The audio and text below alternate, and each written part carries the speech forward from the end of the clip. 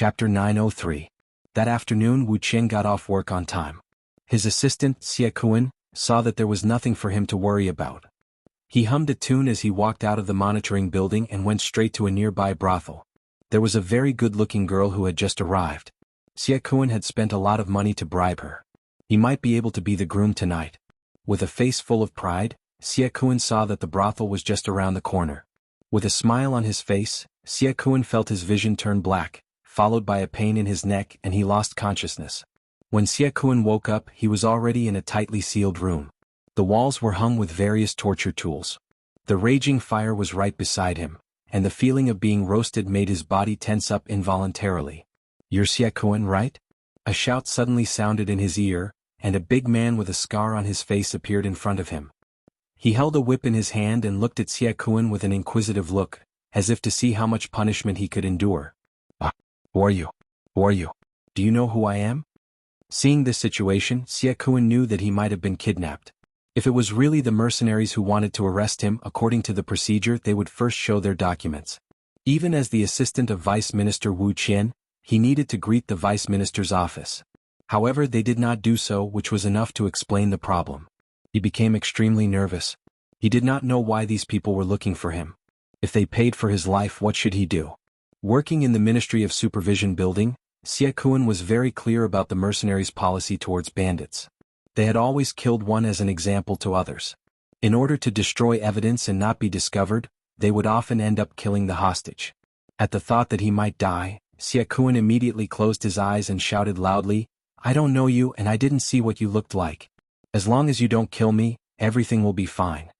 Xie Kuan suddenly closed his eyes, which made the people around him stunned, especially Beta Persei, who was hiding in the dark, who smiled uninterestedly. This Xie Kuan was very perceptive. If that was the case, the next thing would be easy to handle. Things would be a lot easier. After knowing that they weren't here to kill him, and that Xie Kuan was only here to beg for his life, he was very cooperative. He gave him whatever he wanted and answered whatever he was asked. The final result shocked Beta Persei. When he saw the confession and where the silver was stored, he waved his hand at Ba Daojiang, who had a scar on his face. "Second brother, what should we do next?"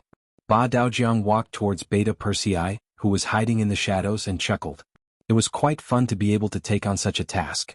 The only thing that made him unhappy was that Xie Kuan was too cooperative.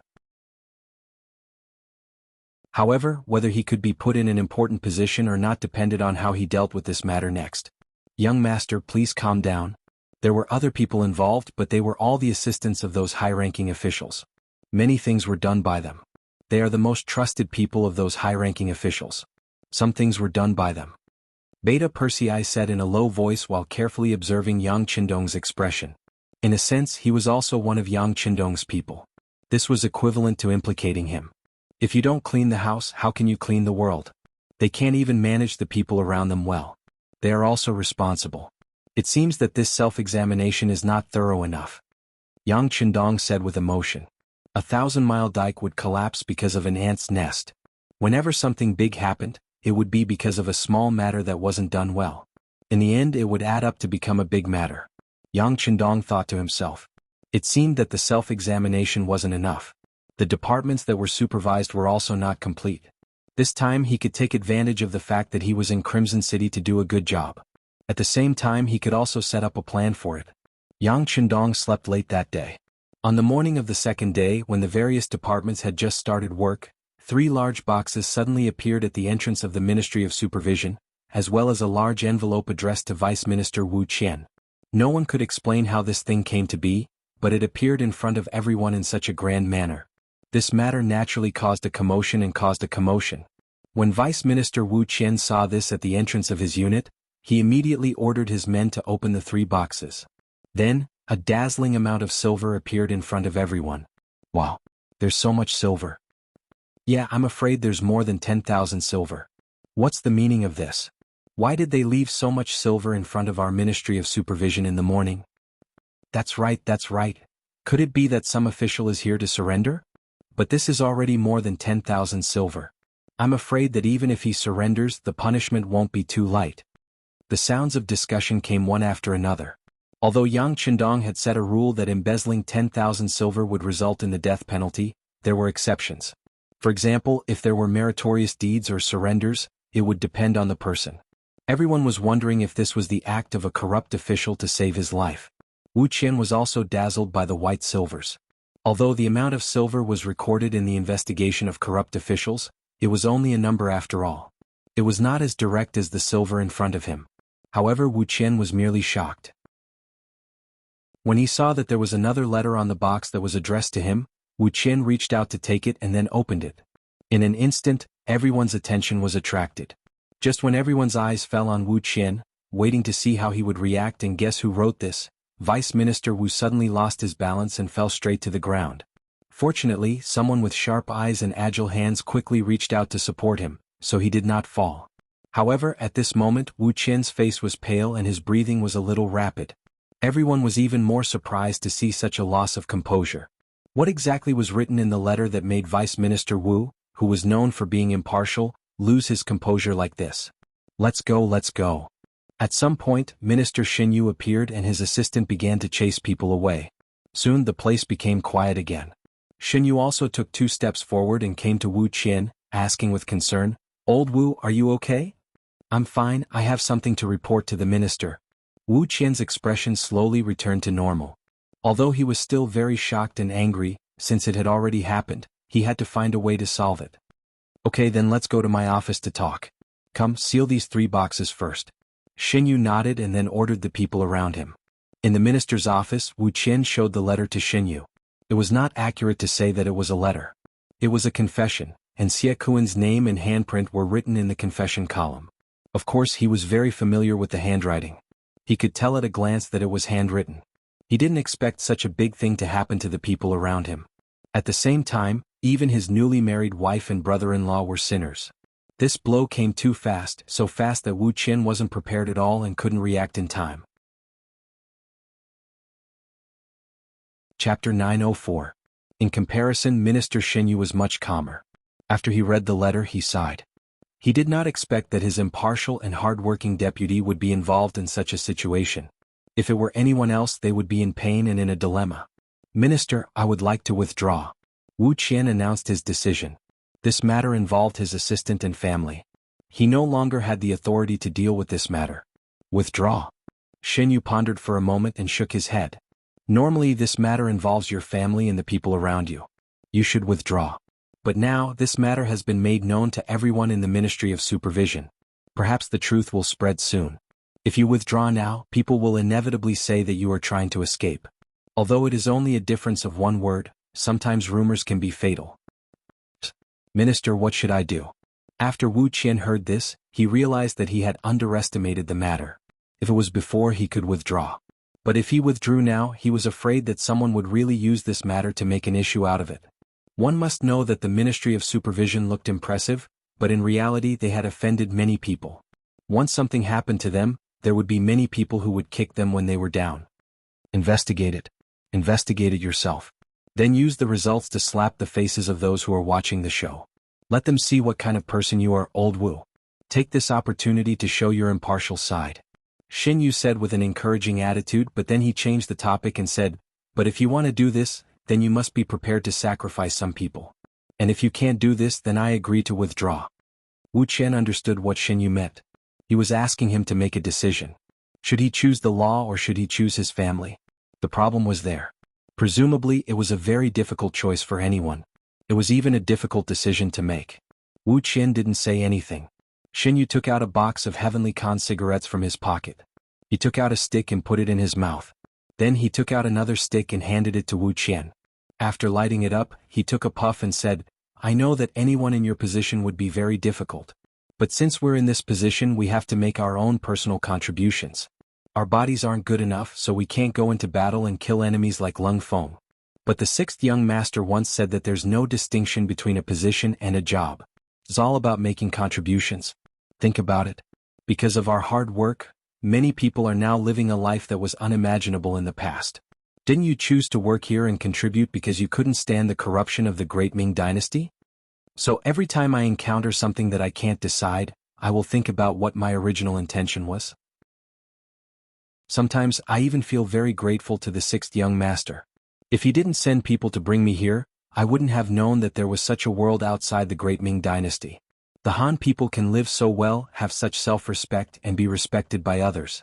To be honest, I like this place. Even when I'm old, I won't regret what I've done because this is the life I want and the life I want to see. Director, don't say any more. When has my original intention ever changed? Don't worry, I'll personally deal with this matter. I'll also let others see what kind of person I, Wu Qian, am. Wu Qian suddenly stood up. His eyes flashed with determination. Yes, he was once an official of the great Ming Dynasty. He belonged to the type that wasn't favored. Later on, when the great Ming Dynasty split into the north and south, he became an official of the southern Ming Dynasty. He was a county magistrate in Yunnan, a place that people called the Savage Land. King Min Zhuang and the others suddenly rebelled and the county couldn't be defended. He followed the people out of the city and went straight to Guangdong. Along the way he had clearly seen the corrupt officials of the southern Ming Empire. Those officials ate and drank well every day. Then they turned around and watched the people starve to death because they didn't have anything to eat. From that time on, Wu Qian completely lost confidence in Ming's officials. Until the start of the money-buying activities, he hid his identity and came to Qixian City. It was also at that time that his wife died of starvation. His current wife was remarried not long ago. She couldn't be considered a main wife, but a concubine. Speaking of which, when Wu Qian first came to Qixian City, he was shocked by everything here. At that time, he didn't have the authority or qualifications to come to Qixian City. He could only live in a small place in the countryside. But even so, he was given enough land to support him. Moreover, the tax was meager. It followed the grain production and there was no pressure at all. It could be said that as long as people weren't lazy, they could live a rich life. However, as a former county magistrate, he was more curious. If the countryside was like this, then what would the city be like? It was also at that time that Wu Qian worked hard and performed well. In the end, he relied on his own strength to complete the process of coming from the countryside to Qixian City. Then he saw a different world. It was a place that he didn't even dare to think about in reality, but it was his dream. Then, with his hard work, he climbed up step by step until he received the attention of the future 6th Madame Luan Xiaoyu. Finally, he became the Vice Minister of the Ministry of Supervision. Thinking back to the past, if this matter was in the past, perhaps he wouldn't have hesitated too much. But now he was actually requesting to withdraw. Since he felt troubled, did this mean that his original intentions had changed? After a conversation with Xinyu, Wu Qian pulled himself together and then walked out of the minister's office. A series of orders were sent out from his mouth. First, Xia Kuan, who was sick at home and didn't go to work, was arrested at home. He thought that this time he could spend money to avoid the disaster. However, when the door was broken open and a squad of law enforcement officers from the Ministry of Supervision appeared in front of him, he felt his vision go dark. He knew that this time it was over. Then, Political Commissar Su Hao was arrested in the military camp. Originally, he wanted to use his identity as a political commissar to resist. However, when he saw that the person accompanying him was actually Commander Gao Xiong, he knew that resisting was courting death. Finally, Wu Qinshe was arrested. Compared to the two men, she wasn't that panicked. Perhaps she knew that this day would come, or perhaps she thought that she would be fine because she was Wu Qian's concubine. The three main personnel were arrested swiftly and decisively. Then, some staff members from the Ministry of Supervision and other departments were arrested. They were usually the people around the top leaders. Usually, anyone who saw them would laugh at them. However, this time they were all blocked in the office by the law enforcement officers of the Ministry of Supervision. Every time a leader wanted to stand up and speak, the law enforcement officers would say that they had something to discuss with Wu Qian. With just this one sentence, all the leaders shut their mouths and did not say anything. The Ministry of Supervision was an existence that everyone wanted to avoid. Who would take the initiative to approach them? Beta Persei arranged for people to keep an eye on Xie Kuan and the other wanted criminals in the morning. He was afraid that these people would escape. When he saw the law enforcement officers of the Ministry of Supervision appear, and they were ordered to come by Vice Minister Wu Qian, he knew that his task was completed. The next step was to see how the verdict would be. In the palace, Yang Qindong was accompanying the first Madame Hu Yan and the pregnant second Madame to chat and bask in the sun. Yang Wu suddenly appeared with a document in his hand and an anxious look on his face. Old Wu, what happened? Yang Heir saw Yang Wu's anxious expression and walked over curiously. Old Wu, what happened? The verdict is out.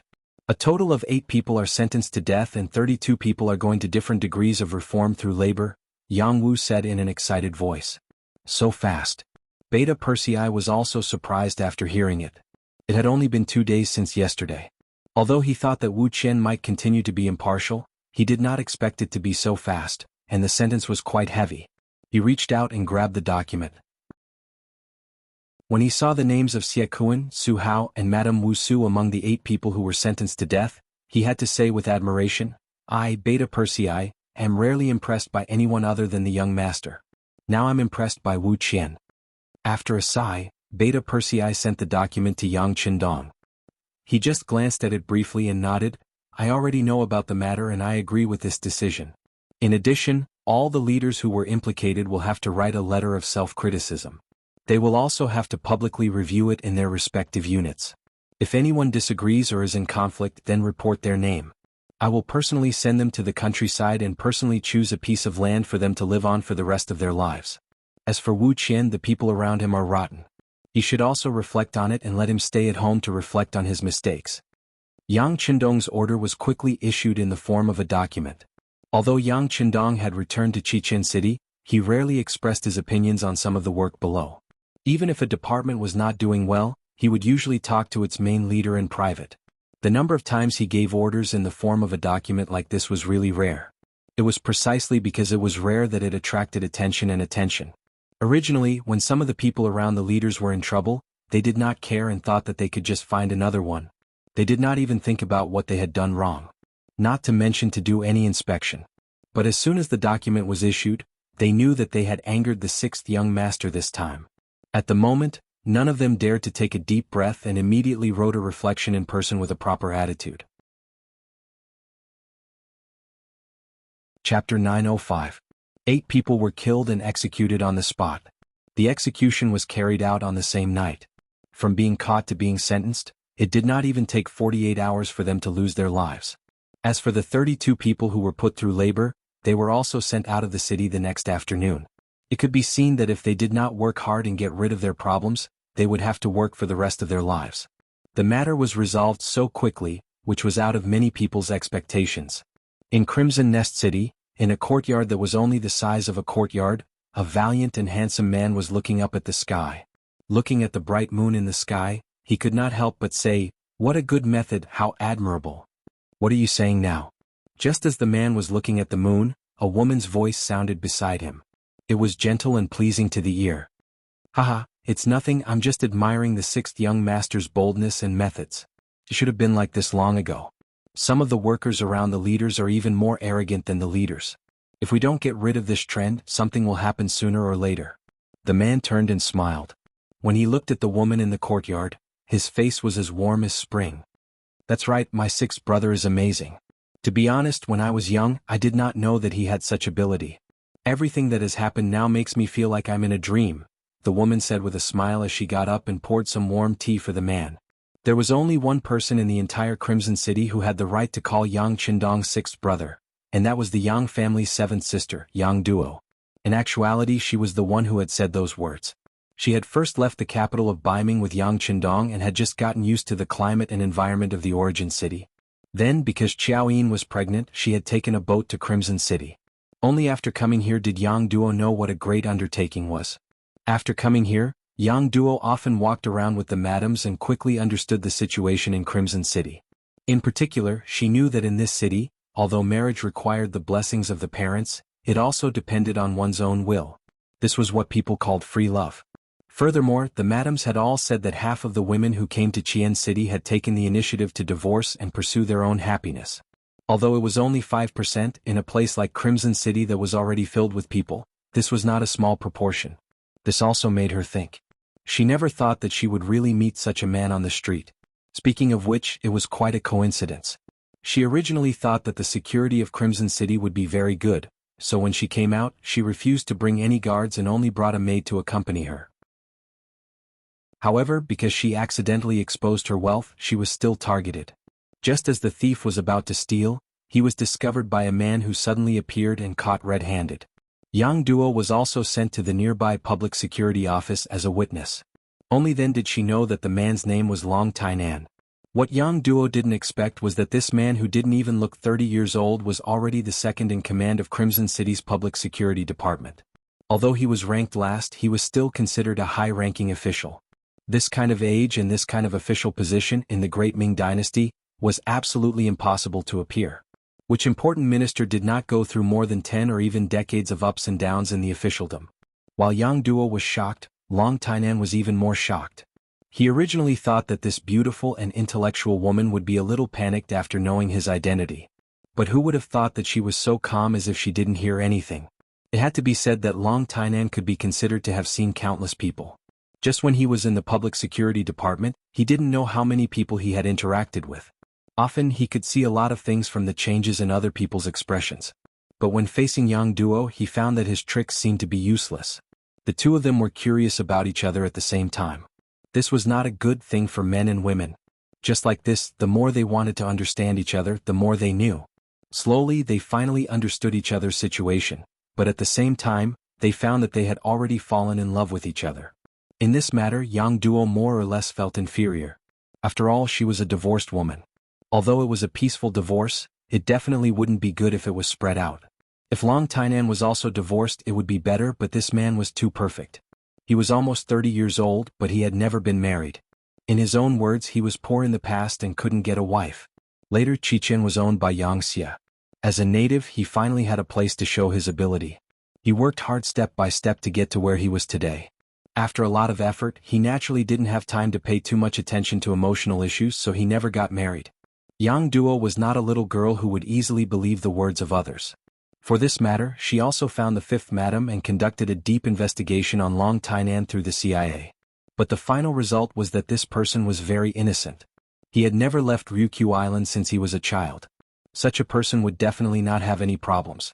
After knowing that Long Tainan really didn't intend to get close to her, Yang Duo was relieved.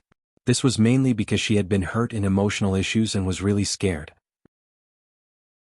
But after a few years, after giving her feelings wholeheartedly again, it was out of control and she couldn't extricate herself. Now the two had reached the point where they were separated by a layer of gauze. If it weren't for Yang Duo's noble status, Long Tainan was afraid that he wouldn't be able to control himself. He didn't reject the fact that Yang Duo had been married once, and it had nothing to do with her being the seventh sister of the sixth young master. In his own words, some feelings were there. He really liked Yang Duo. But even if the two sides already liked each other, they still didn't intend to make this relationship public. In Yang Duo's words, she didn't know what her sixth brother would think of this matter, especially now that there were rumors that the Ministry of Public Security was going to be restructured. The former part-time minister, Yang Wu, would also have to step down and give up this position. When the time came, the competitors would be selected from the 5 vice ministers. Even Long Tainan didn't dare to make his feelings public at this time. Those who didn't know would think that he wanted to use marriage as a way to make his career smoother. If that was the case, Long Tainan wasn't willing to bear the reputation of relying on a woman to get to the top. The two's thoughts were very simple. Once the new minister's matter was settled, they would make this matter public. At that time, no one would say that he was relying on a woman's power. As the last of the 5 vice ministers, Long Tianan's qualifications were the lowest. He had also been the vice minister for the shortest time, so he had never thought much about this position. The so-called no desire was probably referring to people like him. Although he didn't have any further thoughts, it didn't mean that Long Tainan wouldn't comment on what happened in the Ministry of Supervision. One of the 32 people who were put through labor was the assistant of the vice minister of the Ministry of Public Security. Because of this matter, everyone knew that the vice minister wouldn't have the chance to be promoted this time, just like Long Tainan. After all, if you can't even manage the people around you, how can you manage a large department? A man and a woman talked about the past and the present under the moon. It was late into the night when Yang Duo had to get up and return to the palace. After all, they weren't married yet. It wasn't good for a woman's reputation to spend the night outside. Although no one dared to control Yang Qindong's sister, she still had to be self-disciplined. "Let me send you off. It's not safe on the road." Seeing that Yang Duo was about to leave, Long Tainan said reluctantly, "It's fine. After what happened last time, I brought guards with me when I went out. They're all armed with guns. No one dares to provoke me." Yang Duo smiled and left reluctantly. She was looking forward to their next meeting. In the palace, Yang Qindong was accompanying the 5th madam, Su Man.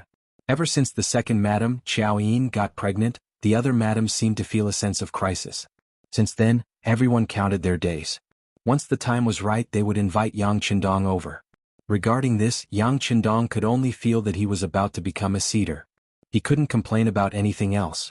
After all, each of his wives were outstanding beauties. As a man, what else could he complain about?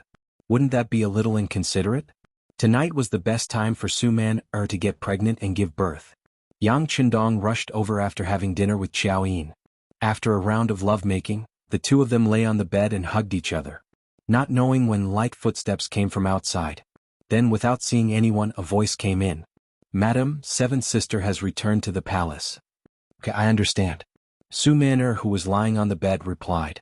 Then she buried her head in Yang Qindong's arms. You've worked hard." Yang Qindong kissed Su Man-er's forehead. Then, as if he remembered something, he said, "Oh right, you said that you sent someone to investigate Long Tainan. How is it?" "You're still talking about it? I wanted to talk to you about serious matters first." "Who knew that I would forget everything once I saw him?" Su Man-er complained coquettishly. But only the heavens knew that she had taken the initiative just now. With Yang Qindong's identity, they should be people from two different worlds. But not only did she become Yang Qindong's wife, she was also in charge of the huge Central Intelligence Agency. Just these were enough for her to be satisfied for the rest of her life. As for children, Su Man-er wanted one. But it wasn't to inherit the throne. She just wanted to leave behind a crystallization of their love, a witness, and a continuation of their lives. That was all. Yang Qindong felt Su Man-er's thoughts. That was why he treated her so well. He tightened his arms and hugged her even tighter. He asked, "Tell me, what kind of person is this Long Tainan? You also know that my seventh sister was hurt emotionally once. I definitely won't let the same thing happen a second time."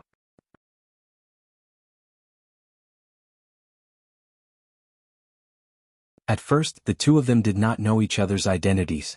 Although seventh sister's identity was noble, because she had always been in the palace, not many people knew of her.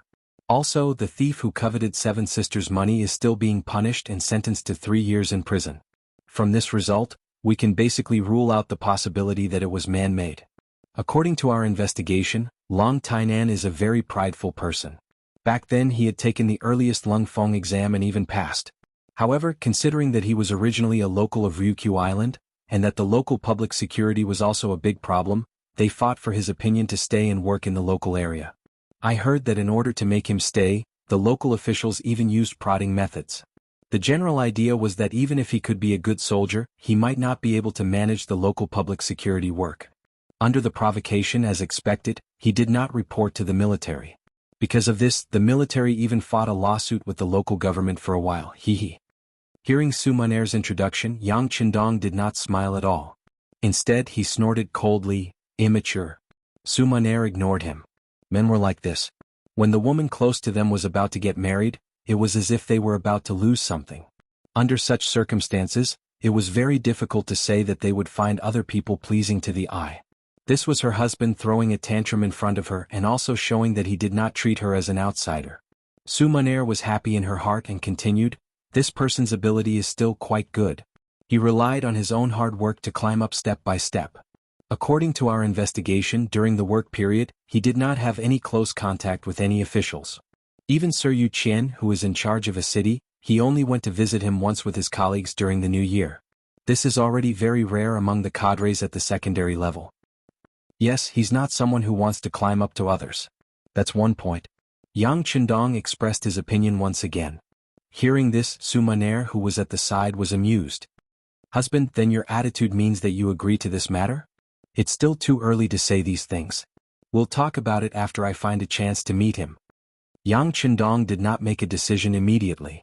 Instead, he wanted to observe. He even had a tentative plan in his heart. He wanted to see how this Long Tainan would solve the problem. No one knew what the two of them talked about next.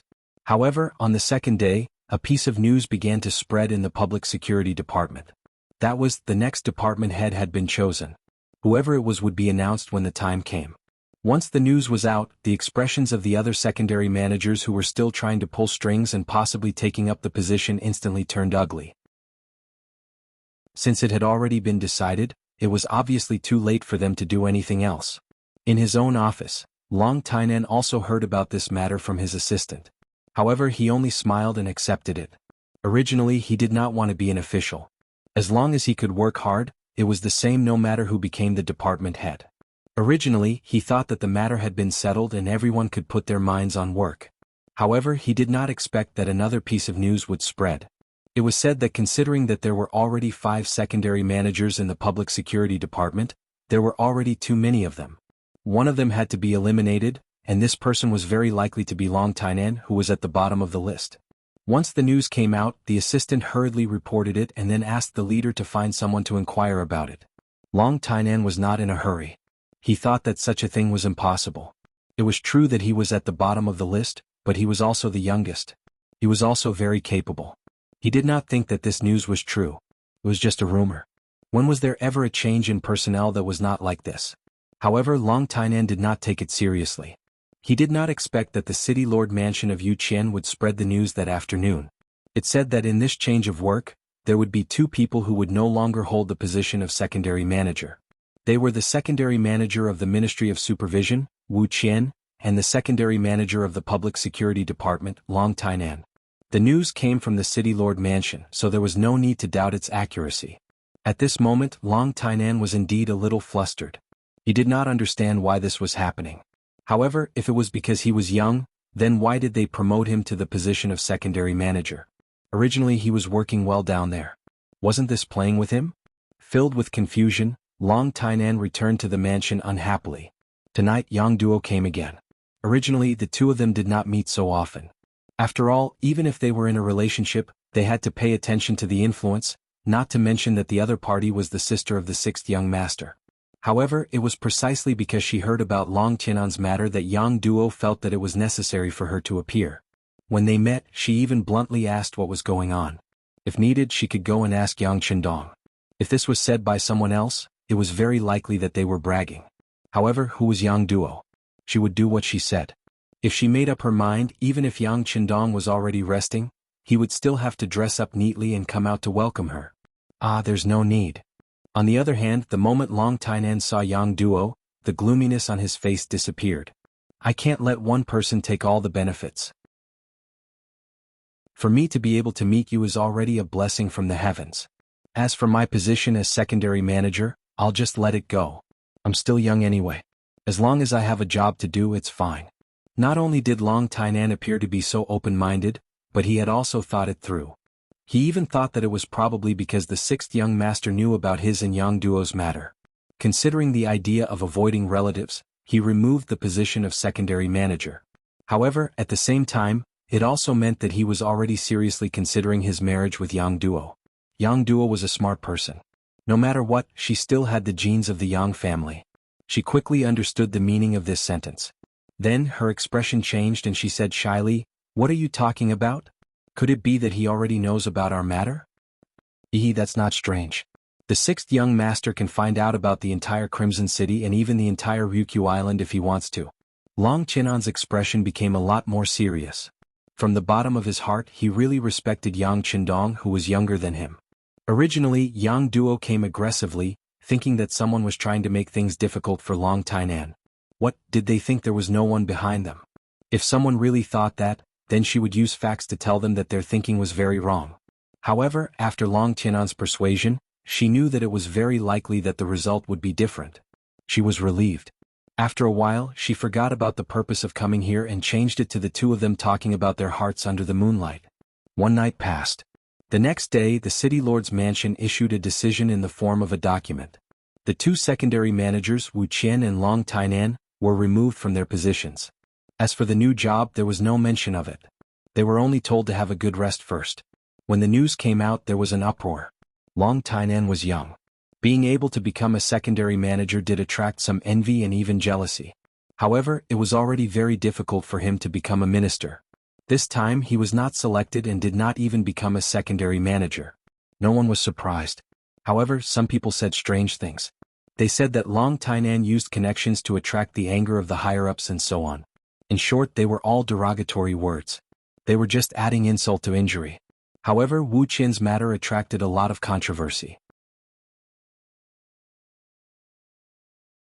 Chapter 907.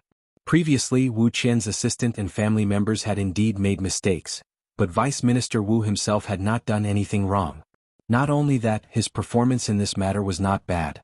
He acted swiftly and decisively, and once again displayed his impartial side. At that time, it really caused many people to praise him. But now it seemed that a problem was a problem. Even if you made up for it well afterwards, you still could not erase the fact that you had made a mistake. Wu Qian's residence, which had very few friends because he was too principled, became even more deserted at this moment.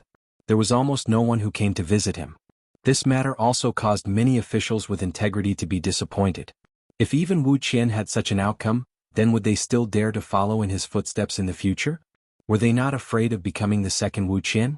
The entire Crimson City's official system was turbulent because of this, and the atmosphere was even somewhat oppressive. Some righteous people could not help but feel sad. Some people who were seeking personal gain were also intimidated by the 8 death sentences and the sentence of the 32 labor camp members. They became cautious and did not dare to act rashly. It gave people the feeling that they could not do anything even if they had done something. Then what should they do? As one of the people involved in this matter, Wu Qian was leisurely staying at home. This was not just a saying, it was really leisurely. As the saying goes, without an official position, one's body would be light. The days in the Ministry of Supervision were very busy. Now that he had time to rest, he could sleep early and wake up late. He also seemed to be fatter than before. After being removed from his position, the house was not taken back. Wu Qian also peacefully stayed at home. When he had nothing to do, he would practice martial arts in the courtyard to train his body. When he was hungry, he would cook for himself. It was quite carefree. But this carefree life was quickly disrupted. On the 10th day of Wu Qian's idle prose, the gatekeeper suddenly appeared with a panicked expression. Wu Qian's face flashed with dissatisfaction towards this old man who had followed him for a few years and yet was still so unsettled in the face of trouble. A person without determination was destined to not be able to achieve great things. However, Wu Qian did not have the habit of scolding his subordinates. This dissatisfaction quickly disappeared and he asked, "What happened? Did someone come to take back the house?" Since he was removed from his position, in Wu Qian's opinion, it was only a matter of time before the house was taken back. Although he loved his current job, Wu asked him to be the one who did not know how to judge people. Based on the mistakes made by the people around him, it was reasonable for him to be implicated and even be removed from his position. At worst, he could just go home and farm. Wasn't that what most people did? There was nothing wrong with it. No, no, master. The old gatekeeper shook his head repeatedly. Who is that? Could it be that someone is here to capture me? Sigh. Wu Qian shook his head as he spoke. This was the worst outcome he could think of. Although he didn't think that he had done anything wrong, there were some things that weren't right just because you didn't think they were wrong. He had vaguely heard that the 6th young master attached great importance to the matter of his assistant, Xie Kuan. If that was the case, then it was very likely that he would be caught as an example. Perhaps he was really unlucky. Master, no, it's 6th madam. Seeing that his master had guessed wrongly again and again, the old gatekeeper was so anxious that he blurted out what had caused him to be so flustered. What? At this moment, Wu Qian's expression changed again. He had already forgotten that he had just said that the old gatekeeper wasn't calm. He was able to become the vice minister of the Ministry of Supervision today because of the 6th madam's efforts and words. He was very grateful in his heart. Even when something happened this time, someone had tactfully reminded him that he should complain to the 6th madam, but he didn't listen to the advice. In his opinion, the 6th madam had already spoken for him. He was the one who didn't know the right person. How could he still have the face to look for the 6th madam? Therefore, if Wu Qian were to see who he was most afraid of, the 6th madam would definitely be on the list and she was ranked at the top. It was just that if you didn't look for others but others insisted on looking for you, how could you stop and refuse? When he heard that the 6th madam had condescended to come to his residence, Wu Qian instinctively tidied his clothes, then quickly got up and walked out of the courtyard. Without waiting for Wu Qian to go out and welcome her, a group of female soldiers appeared first. They were almost the same height. After wearing the same green military uniform, they looked as if they were carved from the same mold, valiant and formidable. Their eyes were like eagles as they scanned the surroundings. Among them, the 6th Madame Luan Xiaoyu was walking in the middle. To be specific, Luan Xiaoyu hadn't married the 6th young master yet. She was already 17 years old this year, but there was still a year before the legal age of marriage in Crimson Nest City. Since the law was set by the 6th young master himself, he naturally had to abide by it. Although the wedding banquet hadn't been held, everyone had already started to call her the 6th Madam. Luan Xiaoyu didn't reject this, perhaps she really liked this form of address. When Luan Xiaoyu appeared, Wu Qian immediately knelt on the ground and said, Sinner Wu Qian greets the sixth madam. Get up. Luan Xiaoyu looked at Wu Qian and found that he didn't look dispirited because he was idle at home. He seemed to be in good spirits. She smiled and said, Lord Wu seems to be in good spirits. It seems that you have rested well? Thank you for your concern, sixth madam. Everything is well with Wu Qian. Wu Qian stood up and cupped his hands. Is it true? Could it be that you are happy now that you have been removed from your position? Is it because you have never thought of working for Yangxia? Or are you lying to me? Although Luan Xiaoyu was only 17 years old, she had already been training for a few years. The way she spoke and treated people was naturally not something an ordinary girl could compare to. Even when facing Wu Qian, when she said these words, she similarly felt a sudden pressure, giving people a lot of pressure. I don't dare, I don't dare. Wu Qian hurriedly shook his head. Sinner knows that he is guilty. It is only right that I be removed from my position. Everything is Qian's fault, so I will not be dissatisfied. Wu Qian's reaction was very fast. However, after he finished speaking, a voice suddenly sounded. Do you not know how to or do you not dare? A man's voice suddenly sounded. Wu Qian looked in the direction of the voice and saw a row of male soldiers appear behind the female soldiers. They were all wearing black armor. Even their faces were completely covered by the armor. Only pairs of spirited eyes and nostrils that were used for breathing could be seen. It was unavoidably intimidating. When this formation appeared, Wu Qian's eyes flashed with shock. He immediately knelt down again and said with a panicked expression, Sinner greets the sixth young master. Your reaction is not bad. You guessed that the young master is here so quickly. However, you still haven't answered my question. As the voice sounded for the second time, Yang Qindong appeared in front of Wu Qian. He was still dressed in green, and his face had not changed much compared to a few years ago. The only change was that there was an additional aura of a superior on his body. Yes, Sinner does not know how to, but also does not dare. Wu Qian knew that playing tricks in front of Yang Qindong was a joke, so he spoke the truth. This answer is honest. All right, you can't expect me and madam to stand in your courtyard. Are you so poor that you don't even have tea? Yang Qindong was quite satisfied with this answer. If Wu Qian had only said that he did not know how to, he would have turned around and walked out. Yes, please enter the main room. Sinner will lead the way. Wu Qian's mind was still blank. He did not understand why the sixth young master and Luan Xiaoyu would come to his residence when he had been removed from his position. What was going on? With a myriad of thoughts in his mind, Wu Qian led the way while pondering the reason. Yang Qindong, who was behind him, also walked at a moderate pace. He looked around from time to time and nodded occasionally. Could be seen that Wu Qian was really poor. Normally, as the vice minister of the Ministry of Supervision, Wu Qian's monthly salary should not be a small amount. At least, it should not be a problem for him to support his family. However, both his concubine and assistant had met with mishap, and they had spent quite a lot of money using their authority. He had used his many years of savings to make up for the deficit. Even so, he was still short of a sum of money. Wu Qian, who had no savings, dismissed most of the servants in his house. Other than a gatekeeper, there was only a cook. One was for his face and the other was for his heart. They were both inseparable. This was also the reason why Yang Qindong only saw a gatekeeper and a servant when he entered the Wu residence. In the main hall, Wu Qian personally brewed tea and served it to Yang Qindong and Luan Xiaoyu. Then, he stood to the side and bowed as if he was listening to instructions. All right, since this is your residence, it is not good for us to usurp the role of host. Take a seat. Ever since Yang Qindong appeared, he had completely occupied the dominant position. He did not look like a guest at all. Yes. Wu Qian hurriedly agreed. The sixth young master had asked him to take a seat. If he did not take a seat, it would mean that he was not giving face to the sixth young master. This was also a crime that he could not bear. Wu Qian's but had just touched the chair when Yang Qindong's voice rang out beside him. He had no choice but to stand up again and return respectfully. How are your reflections at home these past few days?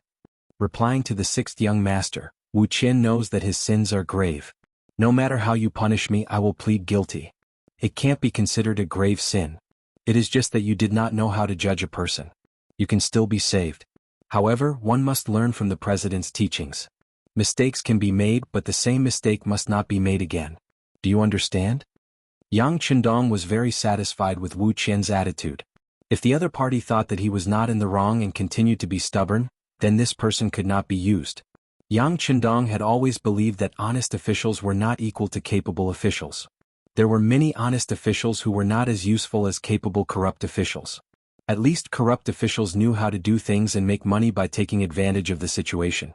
However, some honest officials did not do anything. They only did things half-heartedly. Sometimes such people would spoil things. Chapter 908. If one wanted to become one of the higher-ups in Yangxie, one's personal integrity was not enough. That was just a standard to measure how useful a person was. First, one had to have this foundation. Then one's ability would be measured. As long as one had outstanding ability, knew how to do things, and knew when to yield and when to stand tall, such a cadre was what he urgently needed. Yes, I will remember it. I will not make the same mistake twice. Although Wu Qian did not know what Yang Chendong meant, he still replied instinctively. Good, since that is the case, 6th Madam recommends you to be the head of the anti-corruption department. What do you think? Since he had already admitted his mistake, and the matter was not his fault, Yang Chendong decided to give Wu Qian a chance. I have no objections. I will listen to the 6th young master's arrangements and orders. Wu Qian instinctively replied. But the moment he said that, he was stunned. Anti-corruption department? What department is that? Why have I not heard of it before? Of course you have not heard of it. This time it was Luan Xiaoyu who answered him. Sir Wu, this is a new department set up by the 6th young master. You should know from the name that it is mainly focused on official corruption. The 6th young master believes that people's hearts are hard to satisfy, not to mention those officials who hold great power. To them, just the supervision of the Department of Supervision is far from enough. With the anti-corruption department, everything would be different. The two departments could take care of things at the same time. In this way, the officials who had done something wrong but still thought they were lucky would know that even if they could deal with the Ministry of Supervision, the anti-corruption department was also a mountain that could not be leaped over. This was the so-called double supervision. Oh right, this anti-corruption department is of the same level as the Department of Supervision. You will be the head so you can do whatever you want. Wu Qian was originally someone that Luan Xiaoyu had her eyes on. He was also a talent that she promoted when she was the leader of the 5-man team. Now that Wu Qian was in an important position, it was equivalent to acknowledging all of Luan Xiaoyu's actions in Qingdong City. If Luan Xiaoyu personally gave this order, it would highlight her reputation. It would let those who thought that she was going to lose power and those who were watching on the sidelines know that she was the 6th Madam, the unchangeable 6th Madam. His previous self-examination of his movements was also correct. Anyone who questioned his decision would be questioning the 6th young master's decision. That would be unacceptable to the entire Chiken City, the entire Ryukyu Island, and even the entire Yangxia Island. Wu Qian listened to Luan Xiaoyu's words seriously. At this moment, his face was already covered in tears. At this point he understood everything. Whether it was the previous suspension or dismissal, it was just a test. First, he had to cut off the source of all evil around him before giving him a heavy responsibility. In the end, everything was for his own good. After understanding all of this, Wu Qian bowed to the ground again and kowtowed. Thank you, 6th Madam. Thank you, 6th young master. I will definitely live up to your expectations. I will do my best until the day I die. Wu Qian had clearly submitted. Luan Xiaoyu turned her head and smiled at Yang Chendong. She knew that Big Brother wouldn't wrong any good person. Thinking about how she had pleaded with Big Brother before, how laughable was that? With Yang Chendong's ability and sharp eyes, was there anything that could be easily hidden from him? Yang Chendong also smiled. After the investigation he found that Wu Qian, who was not an official during this period of time, had performed very well. He did not make a fuss nor was he decadent. Only such a person could be reborn. Only such a person would shine brightly when placed in an important position. Wu Qian accepted his new position. What followed was Yang Chendong's warning. Other than reminding him to be careful when using people in the future, he also told him about the establishment of the anti-corruption department. The location had already been chosen. It was also a 4-story building that occupied a large area. As for the personnel, he could transfer them from all over the place. In short, he would give you whatever you wanted. However, the results of the work had to be shown. Other places didn't matter. Within 3 months, Chiken City wouldn't allow any corrupt officials or officials who used their power for personal gain. Within half a year, the entire Ryukyu Island wouldn't allow any corrupt officials to appear. Otherwise, if he found out, Wu Qian's position as minister would be over. Catch them at the root. In the future, the political department will also seriously review the promoted officials. They will require their assets to be publicly announced, their previous records to be publicly announced, and their personal talents to be publicly announced. In the process of these 3 announcements, if there are any problems, they have to be carefully investigated. In short, don't give corrupt officials a place to live. Yes, 6th young master. I will remember. Wu Qian said very seriously. Since Yang Qindong trusted him so much, he had to act. He wanted to do everything for the sake of the public. He wanted those problematic officials to hear his name in the future to be unconsciously afraid. About an hour later, Yang Qindong and the 6th madam walked out of the Wu estate. There was no one nearby. Luan Xiaoyu said happily, "Big brother, thank you. I should be the one thanking you. Thank you for finding a talent for our Chiken city." Hee hee. Luan Xiaoyu was very happy after being praised. Then she looked left and right and found that this wasn't the road back to the palace. She asked curiously, "Big brother, where are we going now?" "We're going to Vice Minister Long Tianan's house." Yang Qindong replied with a smile. After solving Wu Qian's problem, it was time to solve the other minister candidate. In the Long estate compared to Wu Qian's place, it was quite lively. At least Long Tainan had Yang Duo by his side. Since Long Tainan was removed from his position, Yang Duo came more frequently. After Long Tainan lost his position, he didn't have to be as scrupulous as before. Instead, he could express his love for Yang Duo more naturally. Previously, there were all sorts of rumors, but once the matter became true, Yang Duo really wanted to ask her younger brother what was going on. Wu Qian had committed the crime of not knowing how to use people. What crime did Long Tainan commit? In this regard, Long Tainan expressed a very clear refusal. In his words, he wasn't originally committed to the position, but because he really wanted to do something. Since there was no such opportunity now, then he would just go home and do farming. At that time, his wife and children would warm the bed. It would also be a wonderful thing. But he was worried that Yang Duo couldn't bear the hardships. Yang Duo listened to Long Tianan's plan for the future and her face was full of joy. She was also a person who liked to fight. Many years of education told her that her man was her sky. Therefore, she yearned to go to the countryside and do farming. As for whether she would dislike it or not, if she was really keen on people with power, then she could just ask Yang Qindong for a job. Why did she have to get it from her husband? It was precisely because of Yang Duo's simplicity and kindness that made Long Tainan very fond of her. In the past 10 days, the relationship between the two had been rapidly warming up. It was even to the point of discussing marriage. They were only waiting for the higher-ups to make arrangements for Long Tainan. Once all his official positions were removed, then they could leave here and find a place on the island where few people knew them to live a good life. All of this was so beautiful, but it was all disrupted by the sudden arrival of Yang Qindong. The gatekeeper nervously reported that a large group of people had arrived outside. When a young man among them claimed to be the 6th young master, his legs were still spinning. Obviously he couldn't believe this fact. Who was the 6th young master? How could he come to a house where an official was removed? On the other hand, Yang Duo wasn't surprised, but she was still worried. Instinctively, she thought that her 6th brother's appearance was for her. After all, she wasn't anyone to Long Tainan yet. A woman always running around in a man's house. It wouldn't be good if word got out. Tainan, don't say anything later. I'll deal with everything. If he pushes me too hard, I won't let him interfere with my freedom of marriage even if I threaten him with death.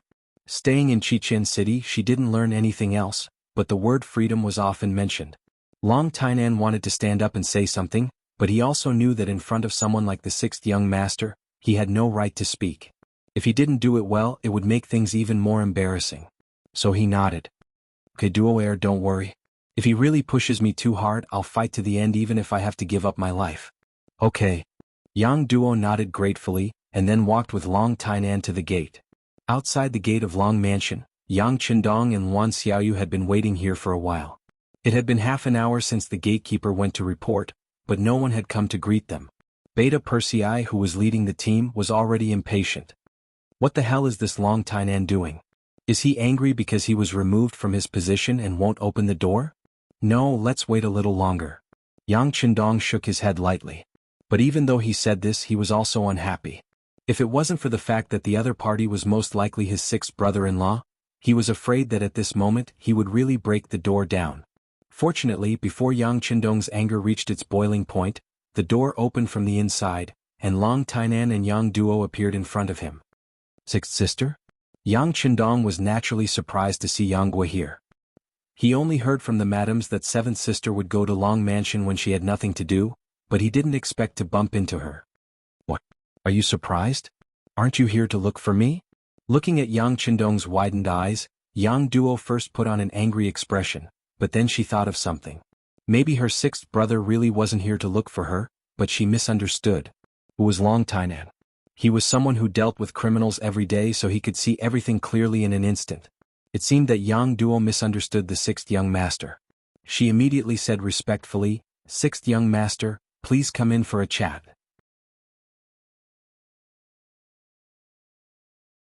Chapter 909.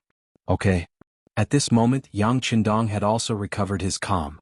He nodded and strode into the courtyard. Wan Xiaoyu wanted to follow him in, but Yang Duo came up and purposely walked further behind Yang Qindong. She asked in a small voice what was going on. After a few days of training, Wan Xiaoyu was also very smart. She smiled and said that Yang Duo misunderstood and that the sixth young master came to talk business with Long Tainan. After knowing that she guessed wrongly, Yang Duo's face turned red. This time she had wronged Yang Qindong. But so what? She was the elder sister. She had this privilege. Moreover, this was a good opportunity. It was better to make things clear. Yang Qindong entered the main hall under Long Tianan's guidance. Yang Duo pulled Wan Xiaoyu and followed behind. She was worried that her brother would bully her future husband. Wan Xiaoyu, who was forcefully pulled in, saw all this and smiled. As a woman, she could understand Yang Duo's thoughts. When Yang Qindong saw that seventh sister had caught up with him so quickly, a bitter smile flashed through his heart. He didn't say any words of greeting and bluntly asked Long Tainan what she thought of the security of Crimson City and if there were any measures. As soon as the topic came out, Yang Duo became obedient. There were some things that she couldn't participate in and understand. Although she had a lot of questions in her heart, she couldn't say a word. Long Tainan quickly got into his role and reported the things that he saw, heard, understood, and came into contact with as the Vice Minister of Public Security. Sixth young master, people are divided into different grades and ranks. Even among the aristocratic families, there are capable people and there are also wastrels. This is even more so for commoners. Some people are lazy by nature. Even if you give them a mountain of gold and silver, they will eat it all. And once they don't have money, they can only think of other ways. This kind of illegal thing has appeared. Moreover, they are emerging endlessly, and they can't be stopped despite repeated prohibitions. You're right, but we have to find a way to solve this problem. At least, we have to let those who want to take risks know what they can't do. Otherwise, they won't be able to make a comeback for the rest of their lives. Yang Qindong nodded in agreement. Throughout the ages, there would always be some bad elements appearing even in prosperous times. This was the reason and necessity for the existence of the Public Security Department. If you want to reduce this risk, then you have to be heavy-handed. You have to put in a lot of effort in the area of punishment. This is the principle of killing the chicken to warn the monkey. At the same time, they could also think of some solutions from the root. For example, all the villages, townships, counties, cities, and even the street offices in the cities had to participate. While vigorously disseminating the law, they could create more personal files. Some of the troublesome ones would be the focus of their attention. Once they discovered any problems with them, they would immediately talk to them and correct their mistakes. This way, supervision would become a routine. Even if they can't be watched for a while and do something wrong, we can quickly find our target from this information. We can quickly arrest them and bring them to justice. This will restore peace to the people and make a list of the bad guys.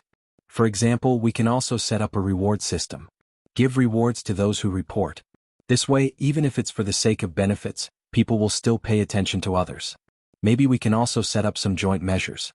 For example, if any of the three clans commit a crime, the three clans will not be allowed to work in the unit. They will also be disqualified from joining the Cold Front as auxiliary soldiers. Their family members will also not be allowed to work or go to school in the city. This way, more people will help us supervise their family members. This will be more effective in controlling the crime rate. Of course, if we do this, we will need the cooperation of many departments. We will also need to fork out a lot of money. Not bad. After listening to Long Tianan's report, Yang Qindong knew that this person must have a mature plan in mind. He couldn't help but sigh. Opportunities were indeed prepared for those who were prepared. The problem you raised and the solution are very good. How about this? Go back and write a detailed plan and report it to me.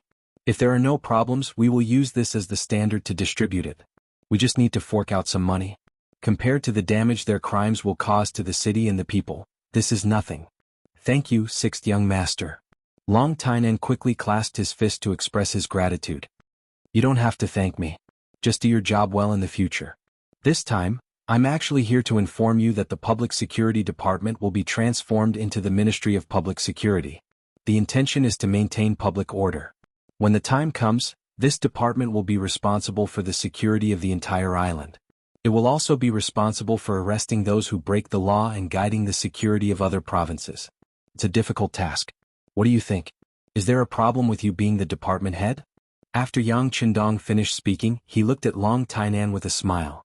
The biggest reason Yang Qindong admired Wu Qian and Long Tainan was that they knew when to advance and when to retreat. Speaking of which, one of them had a good personal relationship with the sixth madam, and the other was more likely to become his seventh brother-in-law. After they were removed from their positions, they could have asked someone to pass on the message that they were looking for a new position. However, they didn't. This alone made him satisfied. Although if they really did so for the sake of the sixth madam and seventh sister, he wouldn't be stingy and would arrange a new position for them. However, the position would definitely not be as important as it was now. It was because these two people knew when to advance and retreat that Yang Qindong gave them a great opportunity.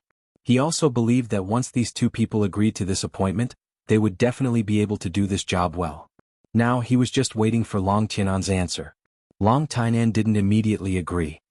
He hesitated for a few breaths of time before he raised his head and asked carefully, "Sixth young master, I'm still young. My qualifications? You don't have to worry about this. The candidates for the vice minister of the newly established Ministry of Public Security will be approved by you. At that time they will have no choice but to bow their heads. As for qualifications, I'm younger than you." Yang Qindong laughed loudly. Long Tainan could only be the vice minister of the Ministry of Public Security if he agreed. With this condition, those vice ministers had to show their loyalty.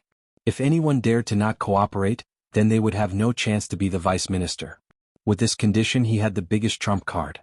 Those vice ministers had no choice but to bow their heads. At this moment, Long Tainan finally felt relieved. He also knew that Yang Qindong was entrusting him with an important task. Thinking that through his own efforts he could change the public security of the entire Yangxie force. At this moment, he had already thrown the matter of farming to the countryside to his ear. He promised, "Long Tainan is willing to go through fire and water for the sixth young master. I won't hesitate to die 1,000 times." Ah, good. Yang Qindong was very satisfied when he heard such a promise. However, he didn't forget to mention that the public security situation would change a little in 3 months and a big change in half a year.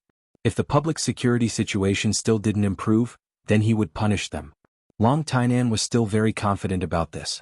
As long as everything was as he said in his suggestion, he was confident that the public security crime rate would be reduced to a minimum. Immediately he nodded and agreed. Yang Duo looked at this scene from the side. She knew that the idea of leaving the city with Long Tainan and farming in the countryside couldn't be realized.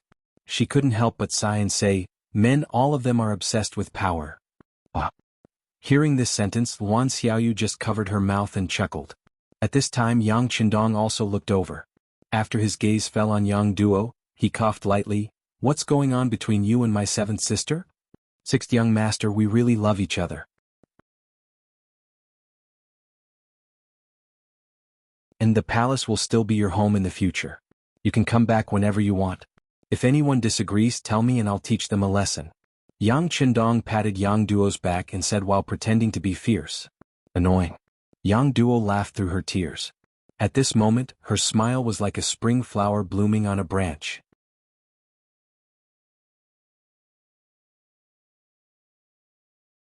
Chapter 9-10.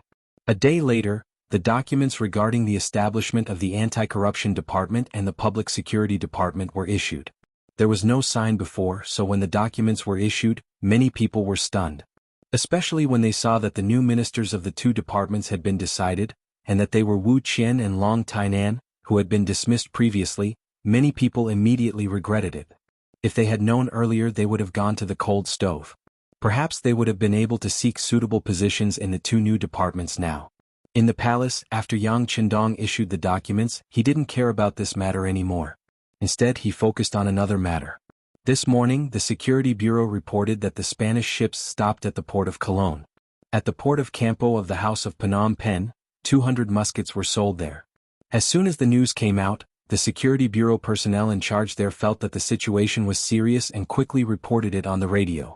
In the Palace Hall, Commander Gao Xiong of the 1st Marine Army and Commander Lung Song of the 1st Marine Division stood opposite Yang Qindong, standing tall and straight.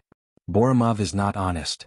After Yang Qindong said this, he looked at the two generals and asked, "Let's talk, what do you think?" "Sixth young master, it's our Navy's fault for not being able to stop the foreign ships from appearing in time. I request to join the battle and destroy this caravan as an example." Gao Xiong was the first to express his opinion, and expressed his willingness to fight at all costs. This time, when Yang Qindong returned to Chichen City, he told him about the foreign merchant ships. He asked them to be watched because the current merchant ships were just scouting, and once the situation here was clear, the next one may not be a merchant ship but a warship. Although Gao Xiong's ability was good, and he was also ruthless as a pirate, he didn't think that these foreign merchant ships could pose a threat to them. Whether it was financial resources, military strength, or firearms, he was stronger than the opponent. Since they were willing to pay for protection, it was a good thing for him. Forcing them to leave was really a bit unreasonable. He didn't know the history of later generations, he didn't know the ambitions of the Westerners, and he didn't know that Macau would be colonized by Portugal for many years. Therefore, even though Yang Qindong had mentioned this matter, he had only arranged for people to pay more attention to these foreign merchant ships and had no intention of dealing with them. But now, the Spanish caravan wanted to sell firearms to the Golden Border Dynasty, which was tantamount to supporting the enemy. If it was not dealt with, who knew what the two sides would trade next time? Once everyone had firearms, the safety of Vietnam and Laos would be worrying. Yes, we have to fight. It's just that I think that not only should we attack the Spanish caravan, but we also need to warn the Golden Border Dynasty to hand over their guns. Otherwise, don't blame us for launching a large-scale attack. Lung Song, the head of the 1st Division, also expressed his intention to fight. The duty of the army was not only to protect the safety of the territory. Sometimes, showing off their fists was a better way to show the necessity of their existence. There was already a 1st Army at sea, but there was no sign of establishing a 1st Army on land. Perhaps this was a good opportunity. Both generals asked for a fight. This time it was Yang Qindong's turn to ponder. War was not a game. There were too many things involved, including the mobilization of soldiers, logistical support, replenishment of weapons, occupation of cities and regions after victory, post-war reconstruction, and so on. These all required a lot of money. It would not be wise to rashly start a war without considering all of this. Well, I'll think about it. You can go and prepare first. The Navy is responsible for keeping an eye on those merchant ships. Once there is an order, destroy them in the shortest time possible. Yang Qindong did not immediately give an order, but instead he wanted to think about it, which was somewhat beyond the expectations of the two generals. But this was the meaning of the 6th young master, so they had to obey. They immediately agreed and left the hall. They did not know that this time, Yang Qindong did not immediately order the troops to attack. That was also his reason. Because this time what he wanted was not only to teach the Golden Border Dynasty a lesson, but also to prepare for a war to destroy the country. Since he wanted to destroy the country, if he did not prepare in advance, how could he occupy such a large territory? If he did not handle it well, he would have made a wedding dress for others. So he did not do anything. Once he did, he was bound to get the biggest benefits. As such, just the number of people needed was a huge number. Once the Golden Border Dynasty was destroyed, it would become another province of Yangtze just like Vietnam and Laos. Then how many people should be placed there to further rule it and form a general trend? Firmly controlling it and preventing civil strife was one of the first things to consider. The grassland was now stable. Not long after he left, he had fought several big battles. For a while there should not be any enemies there. But there had been no news from the 3 masters of Lung Feng, Wu Sheng and Qin Bo. To what extent had their battle with the Golden Horde reached? Was it possible that they had failed and even attracted the army of the Golden Horde? If that was the case, then Baiming and even Walla and Yesen would take the opportunity to attack. As for North Korea, they had always been a vassal state of Baiming. The Li dynasty there had always followed the Great Ming dynasty. This time they saw their ships at sea again. They were an existence that could cut off their supply line at any time. If Baiming really attacked Shicheng, how could they stand by and watch? At that time they would have one more enemy. On the Japanese Empire's side. The Security Bureau had already sent news that the Emperor was preparing to attract more people and forces to fight against the general. Once the two sides fought, No matter who won in the end, Yang Qindong would take the opportunity to intervene. Otherwise, once either side completely controlled the place, it would be a big obstacle for him to send troops to the Japanese Empire in the future. There was also the Siam and Awol dynasty around the Golden Horde dynasty. Would they watch him attack the Golden Horde dynasty? If the lips are gone, the teeth will be cold. They would not do this. How to restrict them and not let them play a role in this war was also a problem that needed to be seriously considered. After summing up all these things, Yang Qindong suddenly found that his strength was still too weak. Once several places fought at the same time, it was conceivable that the military force would be stretched thin. It was even possible to lose land.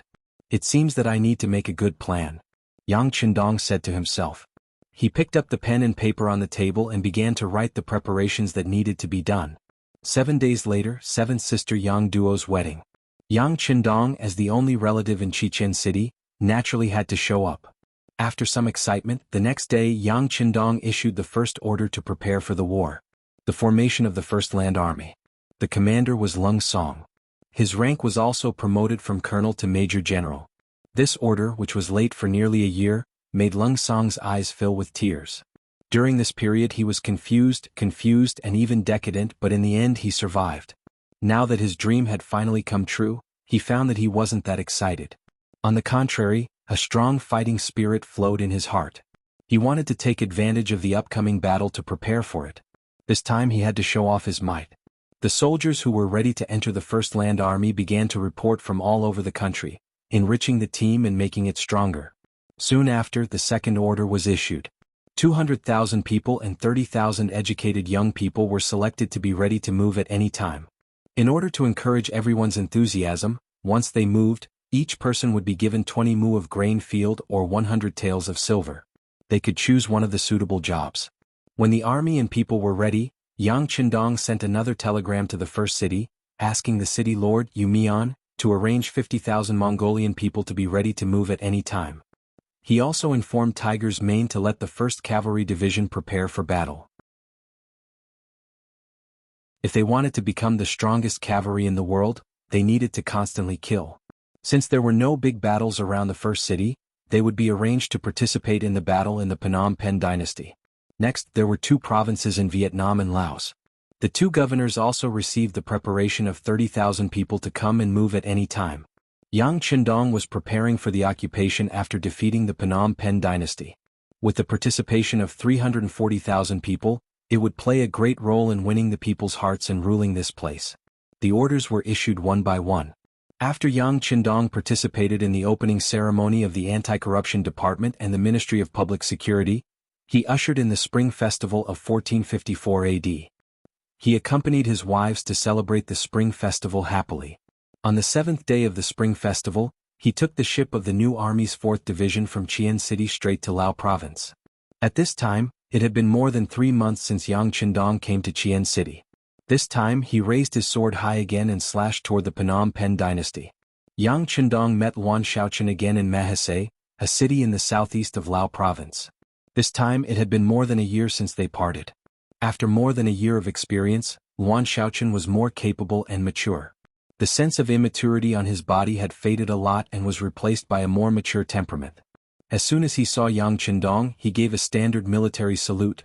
"Sixth young master, you've worked hard." "You've worked hard too." Yang Qindong smiled and returned the salute.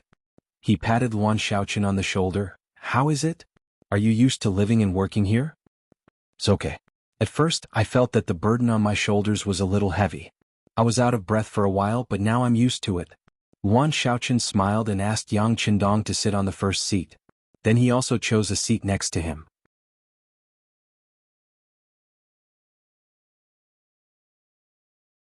Chapter 9:11. People always have to grow. This is a process and it is also a wealth. If you accumulate it well, you will benefit a lifetime. All the data has shown that the construction and work in Lao Province is very good. You, as the governor, should be the first to contribute. After Yang Qindong sat down, he praised Luan Shaochen for a while. This was not a casual praise from Yang Qindong, nor was it a routine praise. From the data, from the feedback of the Security Bureau and the CIA, the work in Lao Province was indeed very smooth. Compared to Vietnam Province, which had been conquered 4 months ago, Laos had already surpassed them in many aspects. Judging from this point alone, Yuan Shaoqian had indeed done a good job. In fact, he could even be used as the basis for the Analects of Confucius. Thank you, sixth young master, for the praise. We have done far enough, there are still more things to do. Yuan Shaoqian said modestly. Haha, okay, you did a good job, I'm very happy, Xiaoyu is also very happy. You don't know, since you left Chichen City, Xiaoyu has sent me countless telegrams. She is very worried about you and she is very concerned about you. The facts also prove that I was not wrong. You did a good job, her worries were unnecessary. Seeing that Yang Qindong was in a good mood, Yuan Shaoqian just smiled. Although he and Yuan Xiaoyu were brother and sister, and their relationship had always been very good, it would not be long before they became master and servant. This was something that had to be clarified first. Father and son, there was the etiquette between a ruler and a minister, and then there was the relationship between father and son. Knowing that Yuan Shaoqian had a sense of propriety and would not say anything on sensitive issues, Yang Qindong changed the topic. Tell me, how is the situation here now? It has been more than a year since the last battle. Did anyone forget the pain and want to jump up? Yes. The sixth young master is really good at predicting things. Some people really don't learn from their mistakes. They are indeed jumping up and down. Yuan Shaoqian smiled. Then he began to report on the situation in Southeast Asia. More than a year ago, the mercenaries found a suitable excuse to start a war with the Salangan family. They fought all the way to Suwang City, the hinterland of the Golden Rim Dynasty. Boromir had no choice but to lower his noble head and take the initiative to reconcile. The war had brought peace to Laos, and over the past year, Laos had been developing rapidly. The economy had recovered and was even better than before, and the standard of living of the people was also improving day by day. As Lao province became more powerful, the commoners lived better lives, and it attracted more and more commoners from nearby countries to migrate to Lao province. This was a good thing for Yuan Shaoqian, who was in urgent need of manpower, but it was a headache for the surrounding countries. They all sent out envoys to protest. In their words, Laos was using another method to encroach on their interests. Once there were no commoners in the country, what could they do? At that time, the country would no longer be a country. Speaking up to here, Yuan Shaoqian smiled. For this matter, we have suffered a lot from them. However, with the idea that strength is the right to speak, we in Yunnan province did not pay attention to them. Instead, we adopted the method left behind by the sixth young master. We deliberately strengthened the close relationship with the Siam dynasty and the Awad dynasty. We also selectively closed some of the entrances to the two neighboring countries, and gave them more preferential policies and commercial cooperation. On the other hand, we continued to impose the previous high-pressure policy on the Golden Rim dynasty. In this way, under the unfair treatment, the Golden Rim dynasty could not sit still. Wave after wave of envoys were sent over. After their protests were ineffective, they blamed their allies, the Siam dynasty and the Awad dynasty, according to our plan. We learned from various channels that the so-called alliance of the three countries has entered a period of ice. They can no longer be the same as before. Good, this method of domination is beautiful, and the method of disintegration is also very good. Shaoqian, then you estimate that if we start now, will the alliance of the three countries still unite to fight against our army? Yang Qindong laughed with satisfaction. Now it seemed that leaving Yuan Shaoqian to preside over the overall situation in Laos was indeed very correct. Sixth young master, are we going to start? At this time Yuan Shaoqian was also excited, and his whole body was tense. Well, this time I secretly came here for this matter. But the premise is that once we start against the Golden Rim dynasty, will Siam and Awad send troops? How many troops will they send, and whether their attitude will be firm? We must figure this out in advance. Yang Qindong nodded.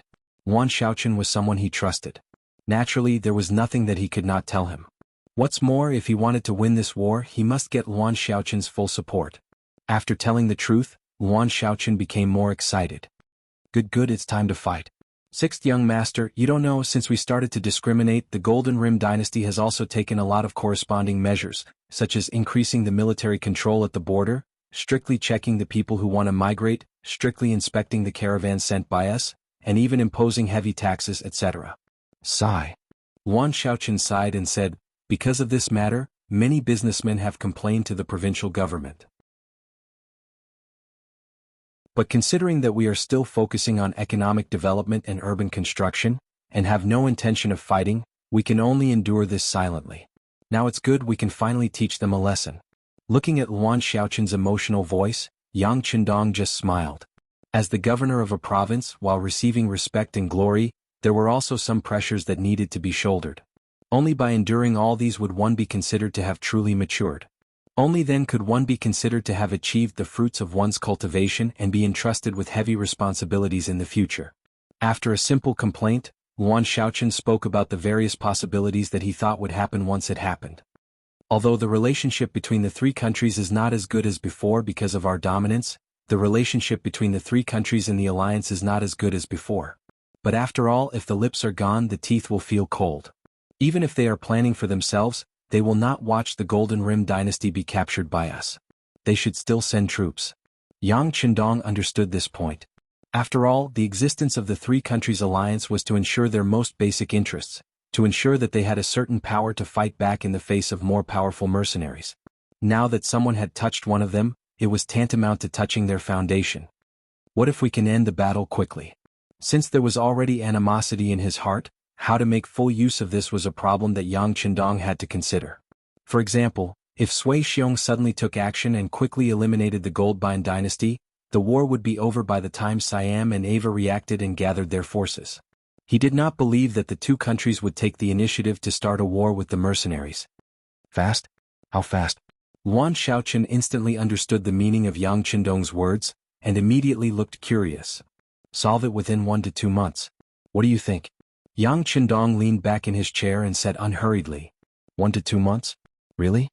Hearing that the Golden Rim dynasty could be taken down in such a short time, Yuan Shaochen was also shocked and thought that it was impossible. After all, it was a country with a large territory and enough troops and combat power to protect itself. But this was said by Yang Qindong, and Yuan Shaochen had to believe it. As soon as the words came out, Yuan Shaochen regretted it and looked embarrassed. What was he doing just now? Was he questioning the sixth young master? Well, don't have any pressure. It's normal for you to have such thoughts. Presumably, not only you but everyone will think so. In that case, if we really solve the problem of the Golden Rim dynasty in a short time, they won't think of it. This will create enough favorable conditions for our next work, right? Yang Qindong said with a look of understanding.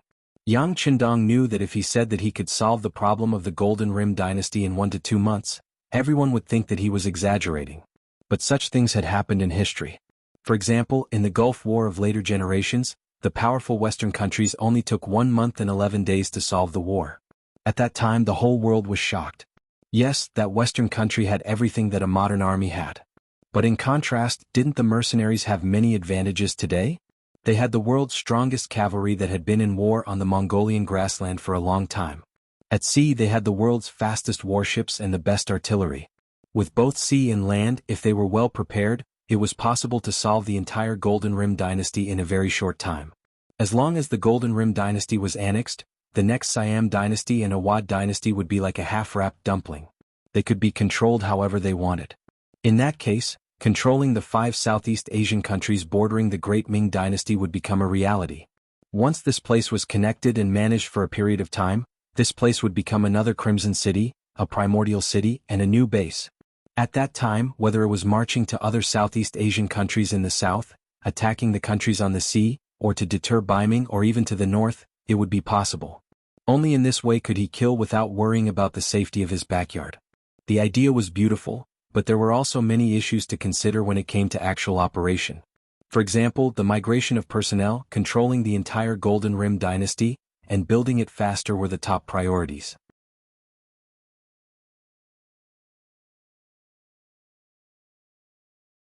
Chapter 9:12. What Yang Qindong wanted was a Phnom Penh dynasty that could become his logistics base, not a Phnom Penh dynasty that was devastated, scarred, and could even have civil strife at any time. If this was the case, it was better not to occupy it so as not to spend a lot of energy on it. That would not be worth the loss. Today's mercenaries were like the German army during World War II. They had strong military strength and financial support in the early stages of the war. However, after fighting one battle after another, he was ultimately defeated. One of the most fundamental reasons was that they couldn't see their own strength at all.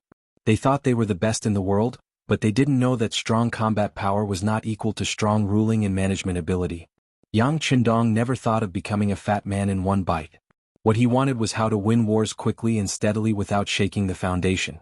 For this reason he set a goal for himself. That was, he would never spend too much time and energy in any war. If he could fight, he would fight. If he couldn't fight, he would withdraw immediately. Otherwise, once he fell into the quagmire of war, he might not be able to extricate himself. Once there was a problem in a certain link, it was not a matter of whether he could win others, but whether he could survive or not. Having a broader vision and a worldview beyond the world was also a major advantage of Yang Qindong. It was something that others could not compare to. Yes, if we can really solve the problem of the Phnom Penh dynasty in 1 or 2 months, then we can really catch them off guard and make them unable to send troops to help. In this way I will do it. I will try to delay the time for Siam and Awa to send troops. After understanding Yang Qindong's intention, Yuan Shaoqian promised. Not only that, Laos and Yunnan province need to provide 30,000 people to the Phnom Penh dynasty. There must be a certain proportion of skilled workers among these people. After the war, it means that there will be reconstruction. This work is also very important. What Yang Qindong wanted was not only the full support of Yuan Shaoqian, but also the help of people and talents. Of course, the money for the reconstruction of the Phnom Penh dynasty after the disaster will be provided by Chichen City. Laos doesn't have to worry about this. Oh, that shouldn't be a problem. Although Lao province had only been established for a short period of time, it had the support of Chichen City. There were still many technical talents. When the time came, it should not be a problem to allocate about 5,000 people. Yuan Shaoqian agreed. Yang Qindong was gratified and said, "Time is tight. I can't reveal that I'm here for the time being.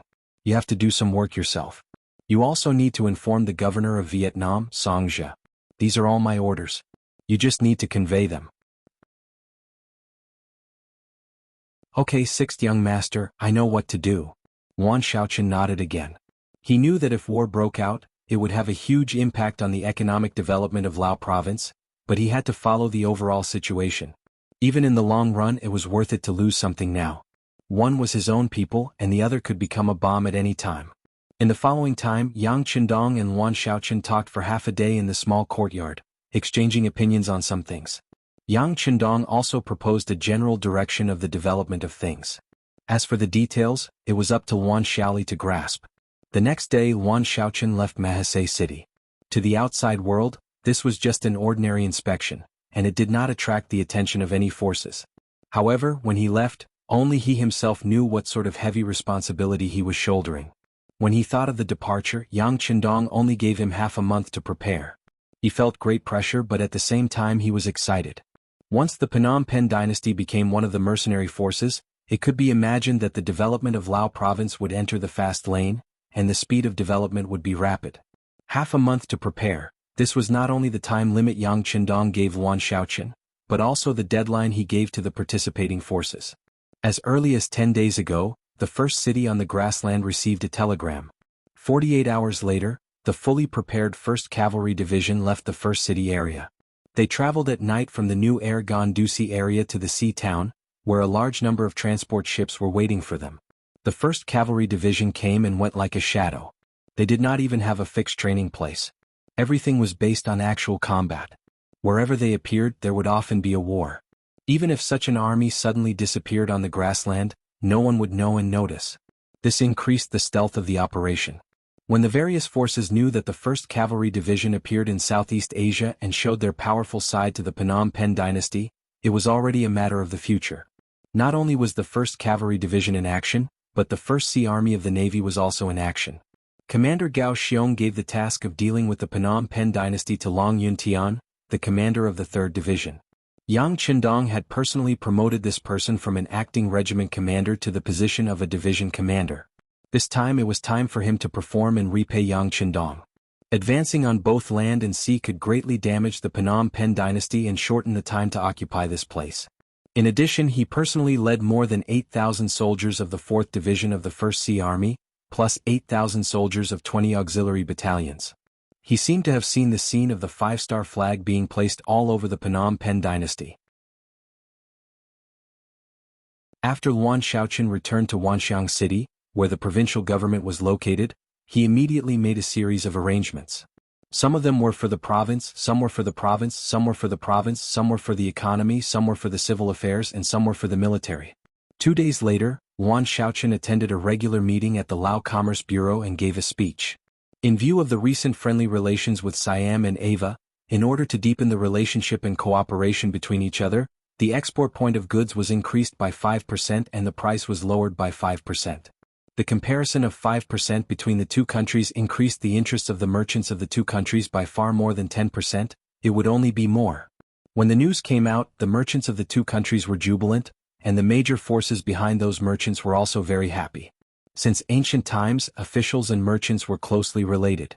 Yuan Shaoqian saw through this and made this move. With this agreement, it could be greatly guaranteed that once the Phnom Penh dynasty was attacked, the reinforcements of Siam and Ava would slow down.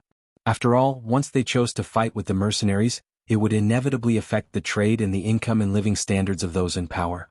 3 days later, Yuan Shaoqian represented the Lao government to express great dissatisfaction with the Phnom Penh dynasty's blockade of the border. 2 days later, the Lao army in the province began to move frequently. Under the leadership of General He Guang, they quickly moved to the border area of the province and began to gather a large amount of food. When there was a change in the military, it was often the first to attract attention. The spies of Phnom Penh, Siam and Ava in Lao also moved. However, what they did not understand was that the mercenaries stationed in Laos and Vietnam, the 2nd Division of the Cold Front, under Luo Pe, did not move at all. They were still training in the barracks. From time to time they could see the army running and training outside the barracks. The Lao army was just a local army, so it was not scary. The 2nd Division of the mercenaries was the existence that could affect the hearts of the three countries. Therefore, after seeing this result, the three parties almost all had the same opinion. That was, the Lao army's movement was just to deter the Phnom Penh dynasty. They did not intend to really move.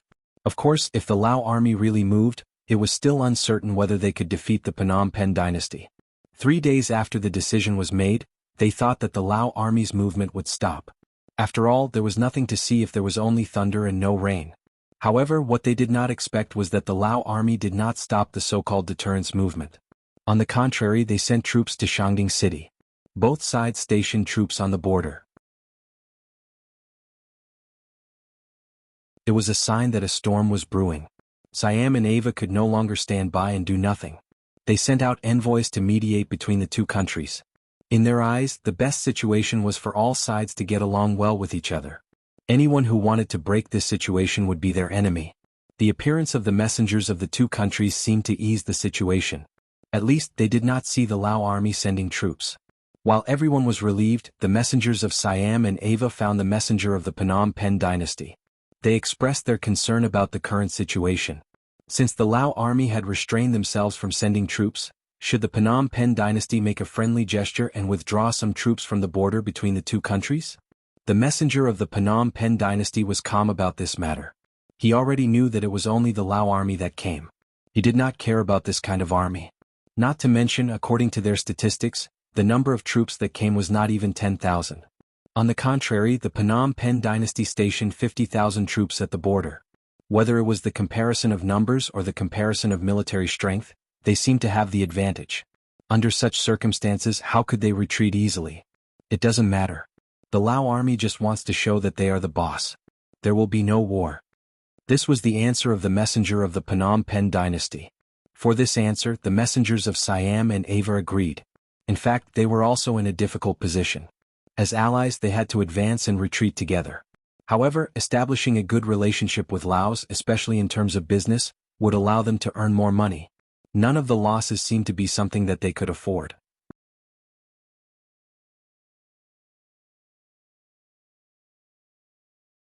Chapter 9:13. Fortunately, it was the Laos army that came this time, so there was nothing to worry about.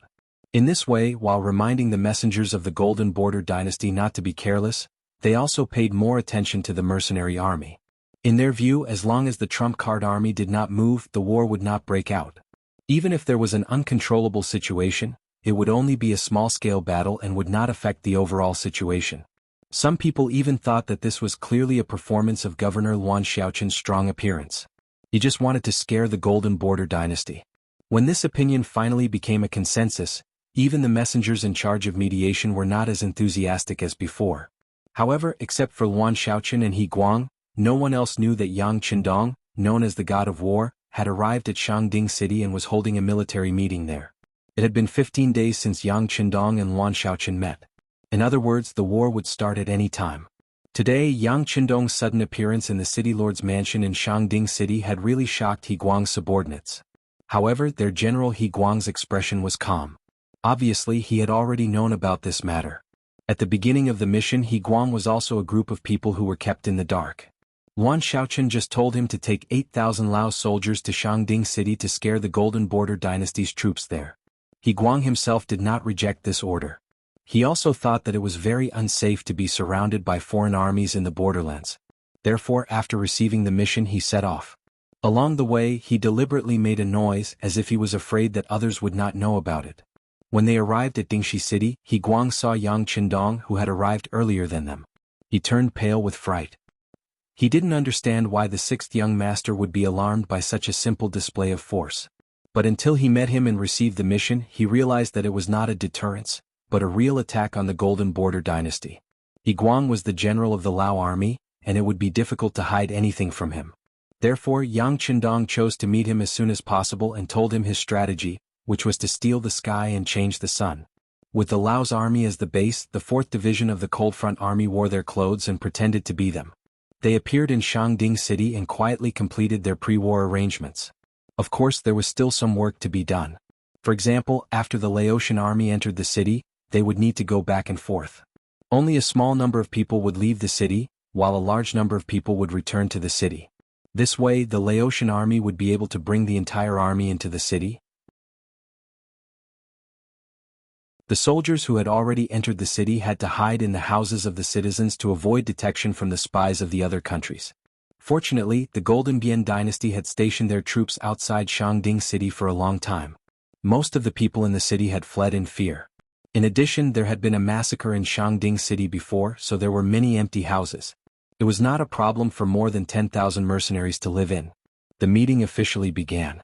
In front of many officers, Yang Qindong announced that the army would leave the city at midnight and attack the Golden Bian army. According to Yang Qindong, this time the 8,000 Laotian soldiers did not need to fight on the battlefield. They only needed to follow the army and look for prisoners and territory. When the news was announced, many Laotian officers breathed a sigh of relief, but at the same time, they looked at the unfamiliar officers in front of them with some suspicion. As far as they knew, the 6th young master led the 4th Division of the Cold Front Army this time, plus 20 auxiliary battalions, a total of more than 16,000 people. Among them, the main task of 20 auxiliary battalions was to capture captives on the battlefield. How could they really defeat 50,000 enemies on the opposite side with just one cold vanguard division, and take down Jiba City like a hot knife through butter? Or even take down the entire Golden Bian dynasty? Even if this division was powerful, it would be difficult for them to do that. Should they say that the 6th young master was confident or arrogant? The meeting went smoothly. With Yang Qindong there, almost everything was decided by him. The others had no chance to interrupt, let alone dare to question anything. In this way they watched Yang Qindong announce the entire battle plan. I will reiterate one point. The main task of the auxiliary troops is to follow the main force of the 4th Division, provide them with ammunition, capture prisoners on the battlefield, and carry out simple battlefield rescue. The main task of the Laotian army is to receive and take care of the prisoners, receive the granaries and various warehouses in the cities we captured along the way, and do the necessary registration, and arrange for the people sent from other places to live in the Siam Pool. In this, I hope that everyone can perform well. If anyone dares to hide the trophies or be absent during the war, don't blame the military law for being merciless. These words were Yang Qindong's reminder to the Laotian army. Because whether it was the Cold Front Army or the auxiliary troops, they were known for their strict military discipline. The Laotian army, on the other hand, was mostly made up of the original soldiers of the Kanglan Kingdom. Although they had undergone a certain restructuring, most of them were old and weak in the army, but this did not mean that they were really obedient.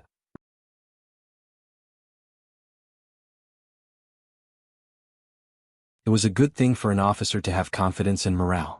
Yang Qindong chuckled and said, "It is good that you have the confidence to win. However, I think you have misunderstood my meaning. This time your opponents are not outsiders but your own people." Our own people. Including Ling Daqiang, the 5 soldiers were all puzzled. They didn't understand what this meant. Could it be that the 2nd Division had also come? If that was the case, then they would be under a lot of pressure. The 2nd Division's commander, Luo Pe, was second only to Lung Song and the others in the army. Everyone respected him.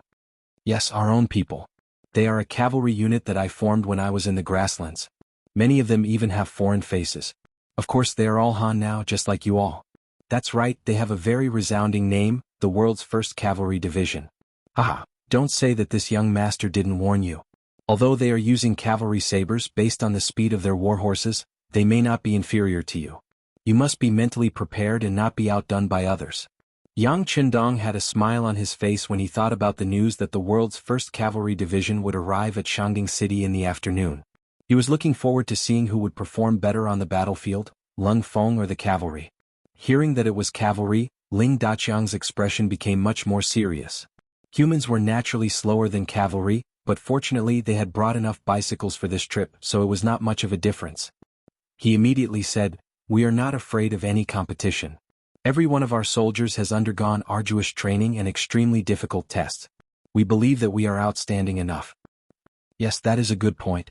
However, every one of the cavalry of the 1st Regiment has also undergone strict and even harsh tests before they were able to join the army.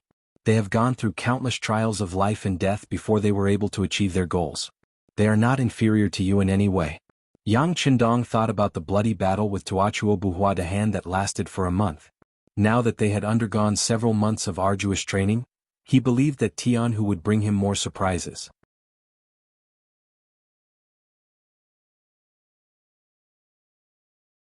Chapter 9:14. After giving them enough pressure, Yang Qinjiang turned and left, leaving Ling Daqiang and the other 4 commanders behind. Their expressions were not good. Because on the table in front of them, there was an introduction about the 1st Cavalry Division. Oh my God, they are all people who participated in the Blood War. Their experience on the battlefield is not something we can compare to. The 1st commander, Gao Xiong, looked at the information seriously and said with a sigh, This opponent cannot be underestimated." The 2nd commander, He Wen, frowned and said. The 3rd commander, Lu Zheng, also said, "That's right.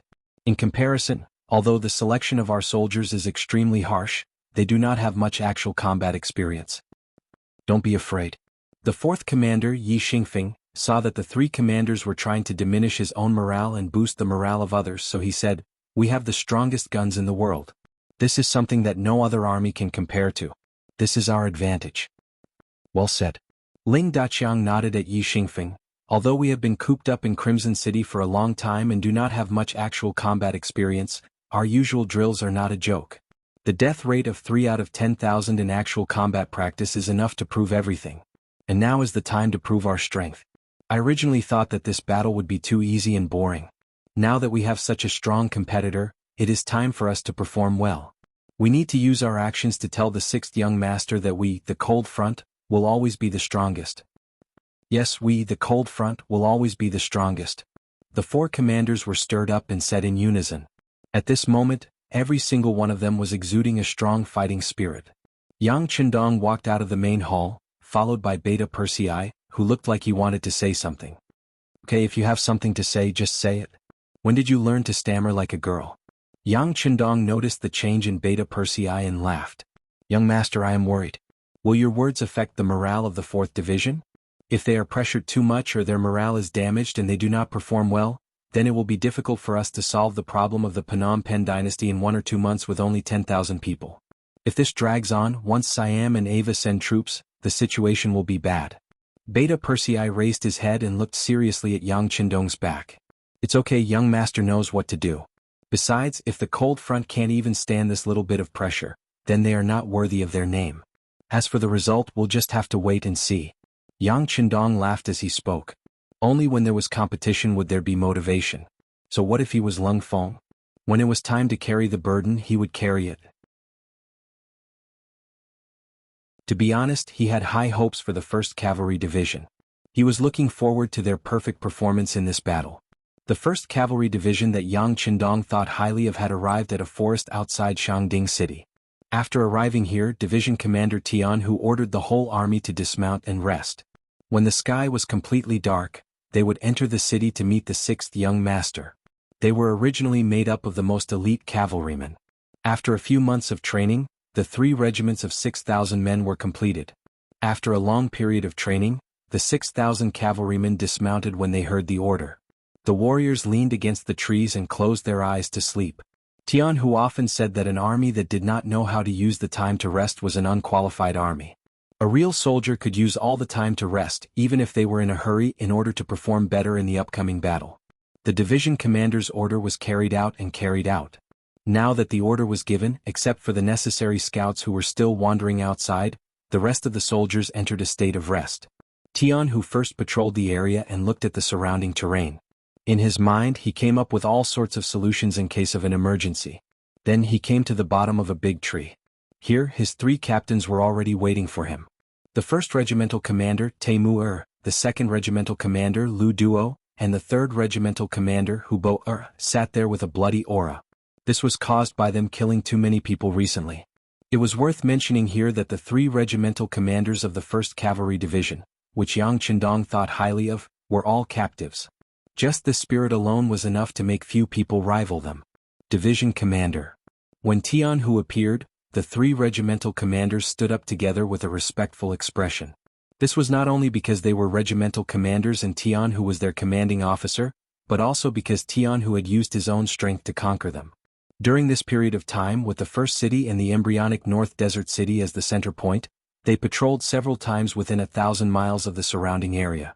Whenever they encountered a patrolling cavalry from a hostile force, they would kill them without hesitation. Among them, Tian Hu had killed the most enemies. His dual sabers were like an art. Once he killed the enemy, it was dazzling and impossible for the enemy to guard against. In the grassland there was a saying of the 3 tigers. Tiger's Mane, Iron Tiger, and Tian Hu were listed as the 3 tigers by the Heavenly Khan's side. This meant that they were the most powerful and invincible existences. To be listed as one of the 3 tigers, Tian Hu was naturally very happy. However, he also knew that this was just a saying among the people and was not recognized by Yang Chendong. In his eyes, it was extremely important to get the recognition of the 6th young master. Therefore, after receiving the order this time, he made up his mind to perform well and let the 6th young master see his ability. He wanted to let the 6th young master know that it was a right decision to hand over the 1st Cavalry Division to him. "Take a seat," Tian Hu said casually. Usually he was still very approachable. Only on the battlefield would he become a butcher, a killing tool.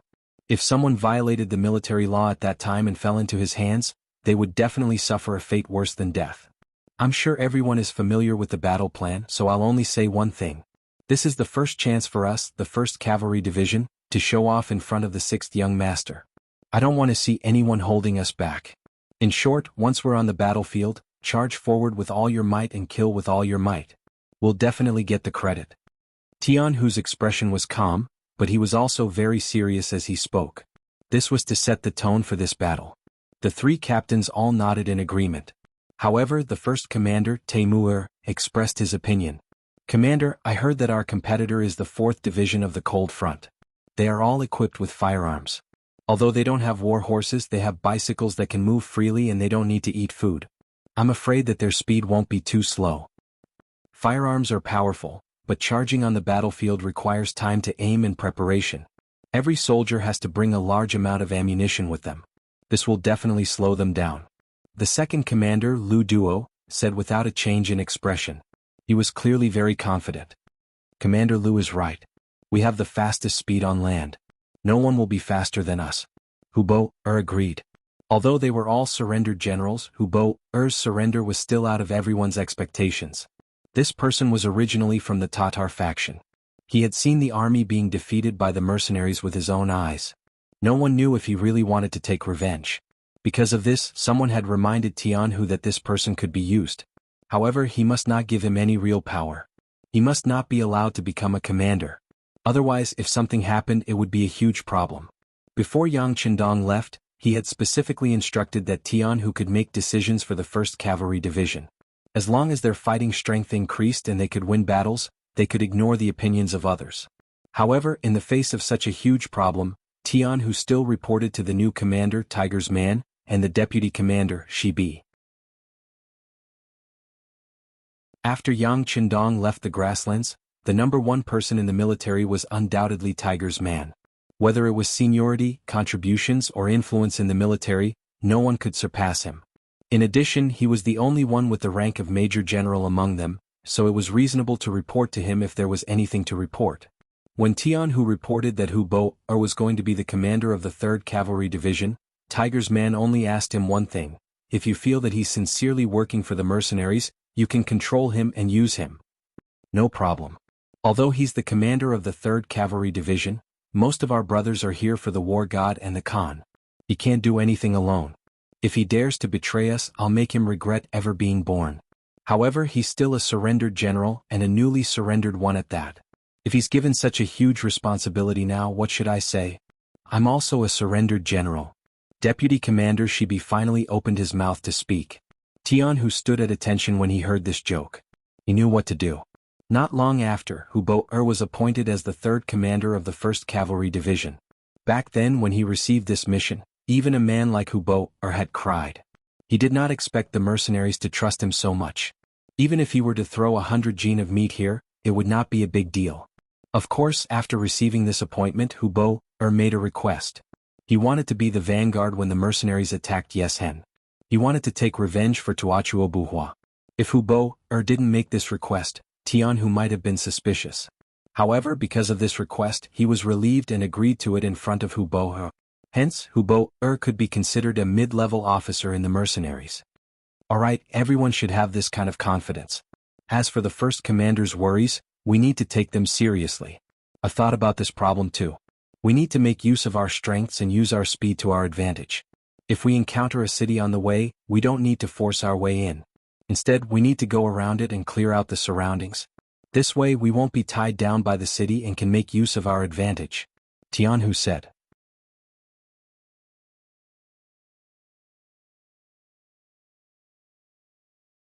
Chapter 9:15.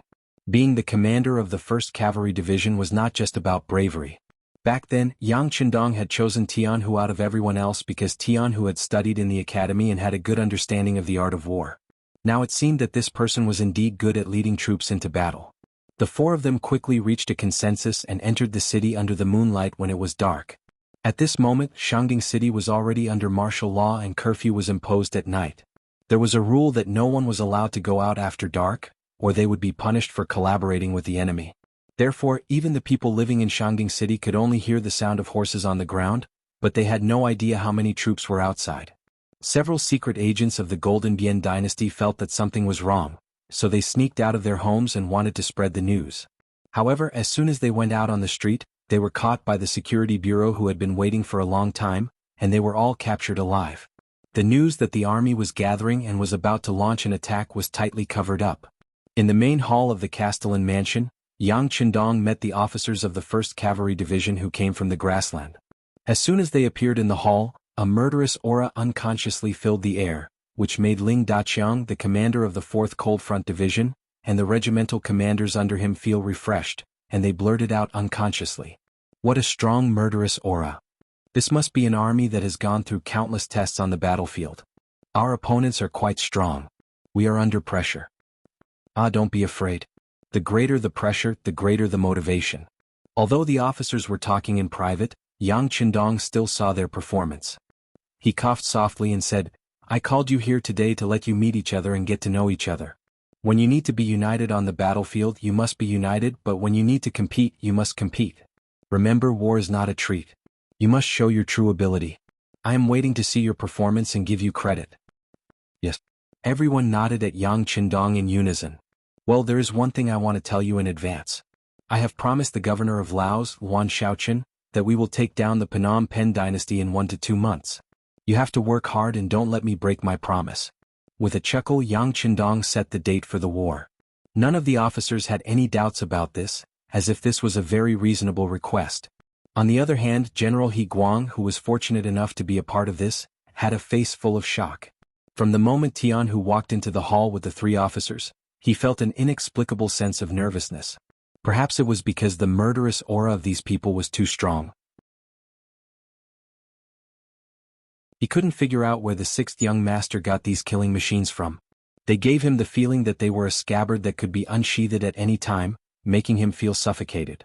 However, that pressure was not as great as the pressure that Yang Qindong's words gave him.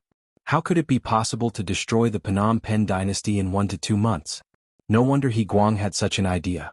Even if the Laos army was fully prepared, it would take at least 2 to 3 years to finish the war. The Phnom Penh dynasty was a country with an army of 250,000 and a navy of 50,000.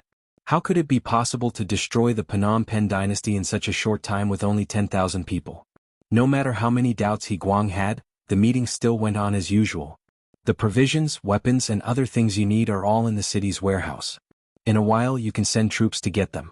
Take as much as you can because once the war starts, our logistics won't be able to supply as fast as your attack. At that time, you can only snatch everything you need from the enemy's hands. It was obvious that he meant to rob. Hearing this, the officers of the 4th Division of the Cold Front and the 1st Cavalry Division were extremely excited. If they could rob the land they occupied at will while fighting, then their last doubt would be solved. Feeling the excitement of these officers, Yang Qindong just smiled and didn't say anything. He didn't even ask them to not hurt the civilians. The Phnom Penh dynasty was inseparable from the Han people in terms of historical origin. However, in recent years, the Han people were regarded as slaves and as thorns in their flesh. Just this blockade, the Security Bureau had already received news that countless Han people were killed by the Phnom Penh dynasty. Yang Qindong naturally wouldn't be polite to such a people. He never thought that he had a big heart, nor did he think that repaying evil with good was the right thing to do. If that was the case, then how should he repay the virtuous people? Repaying kindness with evil? As for whether or not the Han would suffer losses in this battle, this was something that could not be avoided. However, as long as the Han people were smart enough to declare that they were Han people, no matter if it was the Lung Fong, the mercenaries or the local forces like He Guang's Lao army, they would not dare to kill the Han people. Otherwise, if they were found guilty, they would be severely punished and their futures would be cut off or even their lives. There was less than an hour before midnight, but a quarter of the items in the warehouse were already gone. Beta Persei had experience in managing logistics, so this time he also helped to check on the situation. When he saw that there were still so many war supplies left in the warehouse, he reported the matter to Qindong.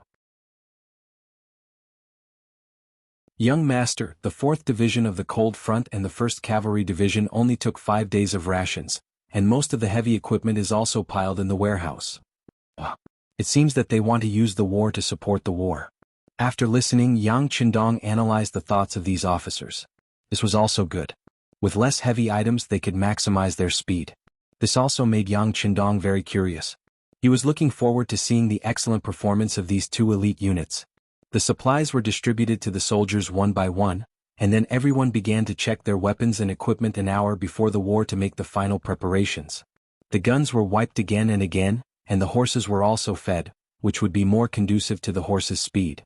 Soon it was almost midnight. Let's go. After the order was given, the east and west gates of Shangding City were immediately opened, and then an army of 8,400 rode out of the city on bicycles, while an army of 6,000 rode out quietly on horses. They avoided the south gate, which was the closest to the enemy. When they all left Shangding City from the east and west, the sound of iron horses galloping on the ground spread out. 1 man and 2 horses, a total of 12,000 horses, like a dragon entering the sea, went straight to the army of Phnom Penh dynasty. They moved so fast. Everyone speed up. Feeling the tremors from the earth, the commander of the 4th Division, Ling Daqiang, also shouted loudly. Then more than 8,000 bicycles rushed to the first blockade line 10 miles away from Shangding City under the moonlight. When it came to short distance marching on a plain, no one would be a match for the cavalry. What's more, which soldier of the 1st Cavalry Division was not a master of horsemanship? They leaned lightly on the horses to reduce wind resistance, and quickly went to the first blockade line of the Phnom Penh dynasty. This blockade line had been in place for nearly half a year. In the beginning they were still nervous for a while, afraid that the mercenaries would suddenly kill them. But as the days passed and nothing happened, everyone unconsciously relaxed their vigilance. Just like tonight, most of the soldiers of the Phnom Penh dynasty were still asleep. All of a sudden they felt the earth tremble. Those who were highly alert and sleepy crawled out of their beds. However, most of the soldiers were still lying in their blankets. It was the end of winter and the beginning of spring, so the temperature outside their blankets was still very cold. The 1st Regiment on the left, the 2nd Regiment on the right and the 3rd Regiment at the back. Charge. Division Commander Tian Hu took the lead. Seeing that the enemy camp with torches was less than 2 miles away, he issued the slogan to charge and kill the enemy. After the order was issued, the 1st Cavalry Division quickly changed the formation. The cavalry warriors of the 1st and 2nd Regiment also held a sword in one hand and a shield in the other to prevent the enemy's long-distance bow and arrow counterattack. The distance of 2 miles passed quickly. When they were 100 meters away from the enemy's bows and arrows were shot, but only sporadic crossbows. For the cavalry warriors who were used to Mongolian bows, such arrows were no different from scratching an itch. They either blocked with shields or slashed with swords. Soon they rushed to the top of the formation. Then the horses galloped and slashed. One by one, the Phnom Penh soldiers who had no time to react were cut down to the ground. Nearly 500 Phnom Penh soldiers who were responsible for night duty were killed in just one encounter. When the cavalry warriors rushed to the enemy camp and found that most of the enemy's tents were still motionless, the 1st and 2nd Regiments calmly issued the order to throw long hooks and pull the tents.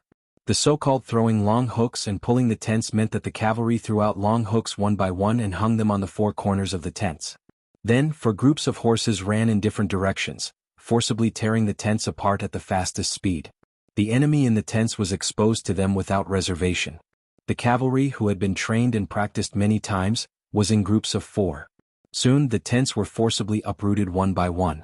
Countless Phnom Penh soldiers were exposed under the moonlight. Most of them were not even properly dressed, let alone holding any weapons in their hands. This was a one-sided massacre. It was a passive battle that no one had prepared for.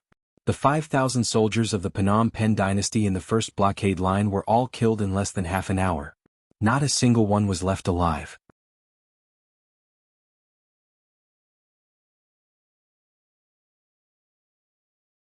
Chapter 9:16.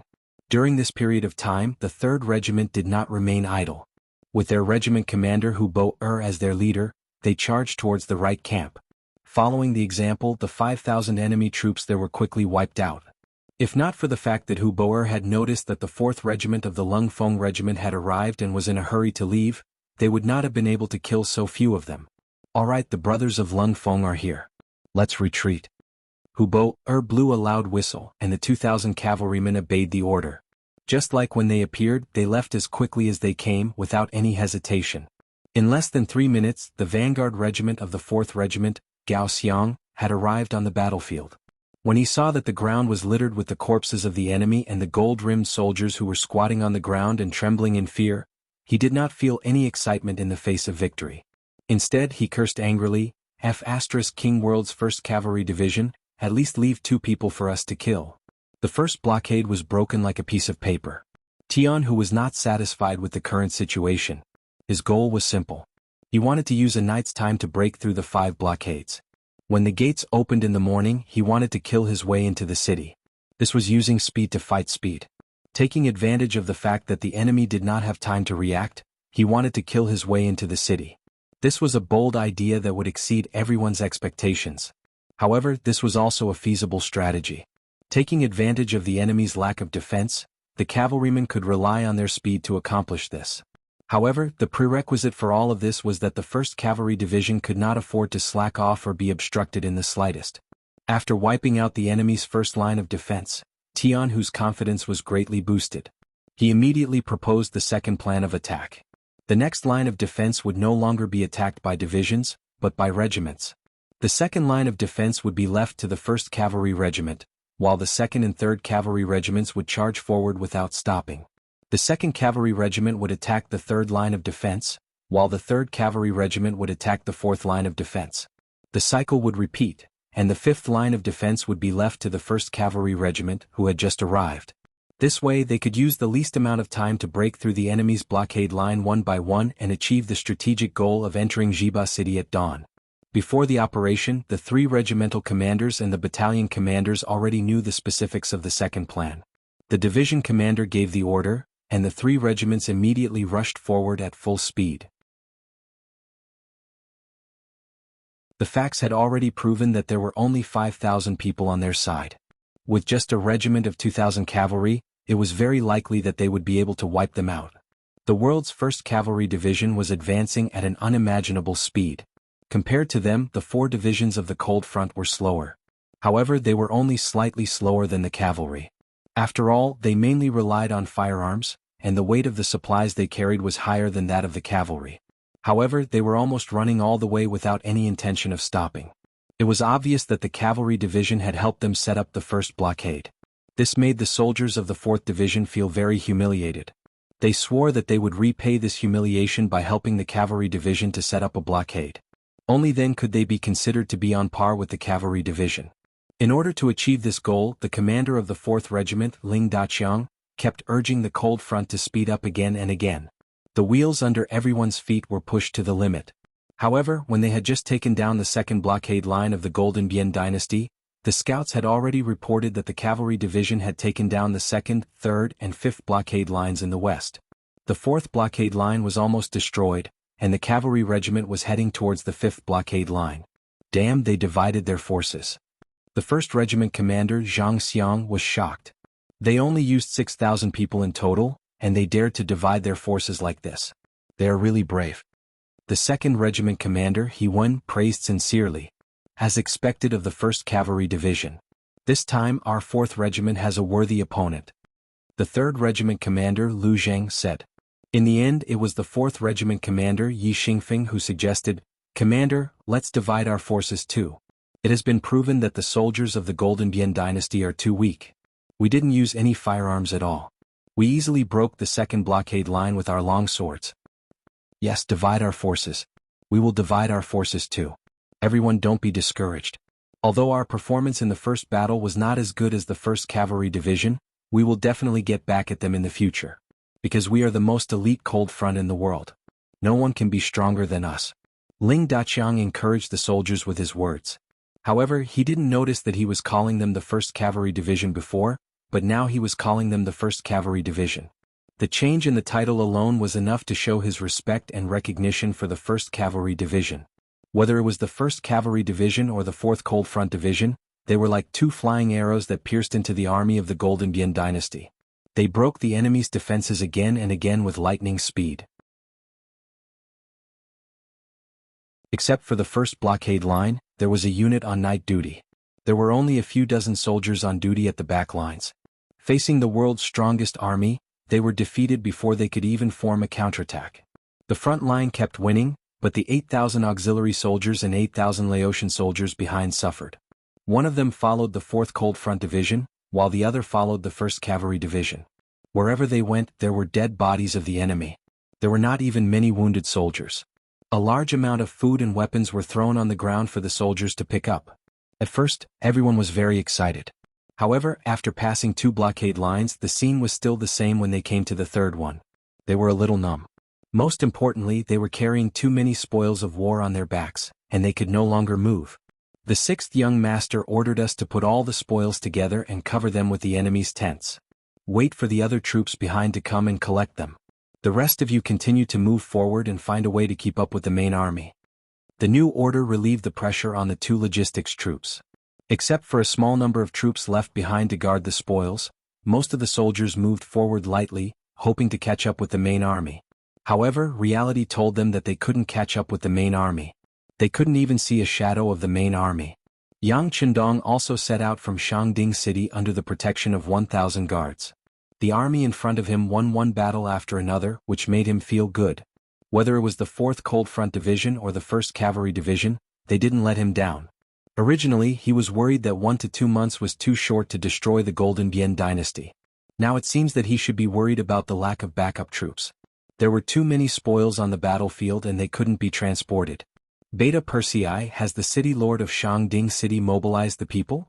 Yang Qindong asked Beta Persei as he rode the white dragon towards Jiba City. The young master has begun to mobilize. Ah, the young master is amazing. He used money to hire the people and let them be our logistics troops. This way the spoils can be stored quickly and the people can earn money from it. Let them see the power of our army and form a deterrent force. It's really killing several birds with one stone. Beta Persei flattered with admiration. Since ancient times, fighting on the battlefield has always been the business of the soldiers. When did the people get involved? But only their 6th young master could come up with such a method. In this case, there were 70,000 to 80,000 people in Shangding City. Excluding the children of the elderly, there were also 50,000 adult men and women.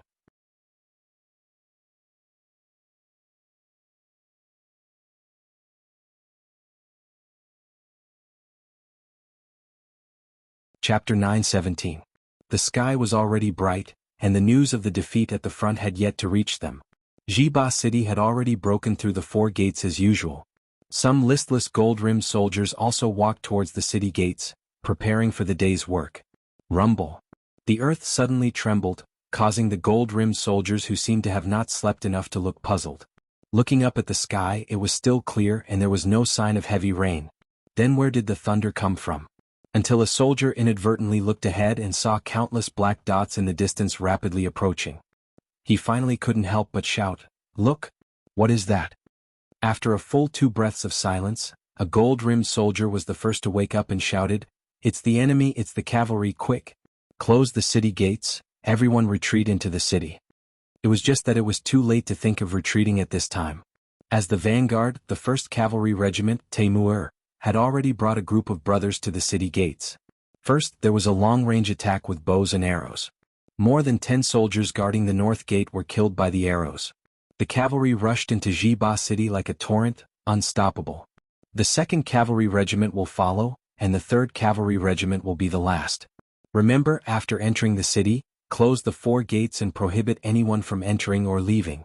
You must not let anyone go. Spread the news. Division Commander Tian, who rode on his horse and gave the military order. The later the footprints of the 1st Cavalry Division were known to the enemy, the more advantageous it would be for them. Tian, who knew that their advantage was that they were fast enough, and their charge was fierce enough. For example, the musketeers still needed to stop and aim at the target when charging, but they didn't need to. They only needed to charge continuously and kill the enemy on the way. But they also had their own disadvantages, and that was, once it involved siege warfare, their strength would be greatly restrained. How to take advantage of the enemy's unpreparedness and kill their way into the enemy's city became something that he needed to plan and consider. The cavalry entered the city, and along the way, anyone who blocked the way was cut in half by the cavalry's sword. This kind of charge that disregarded human lives quickly emptied the roads in the city to ensure that the cavalry could quickly run through the city without any restrictions.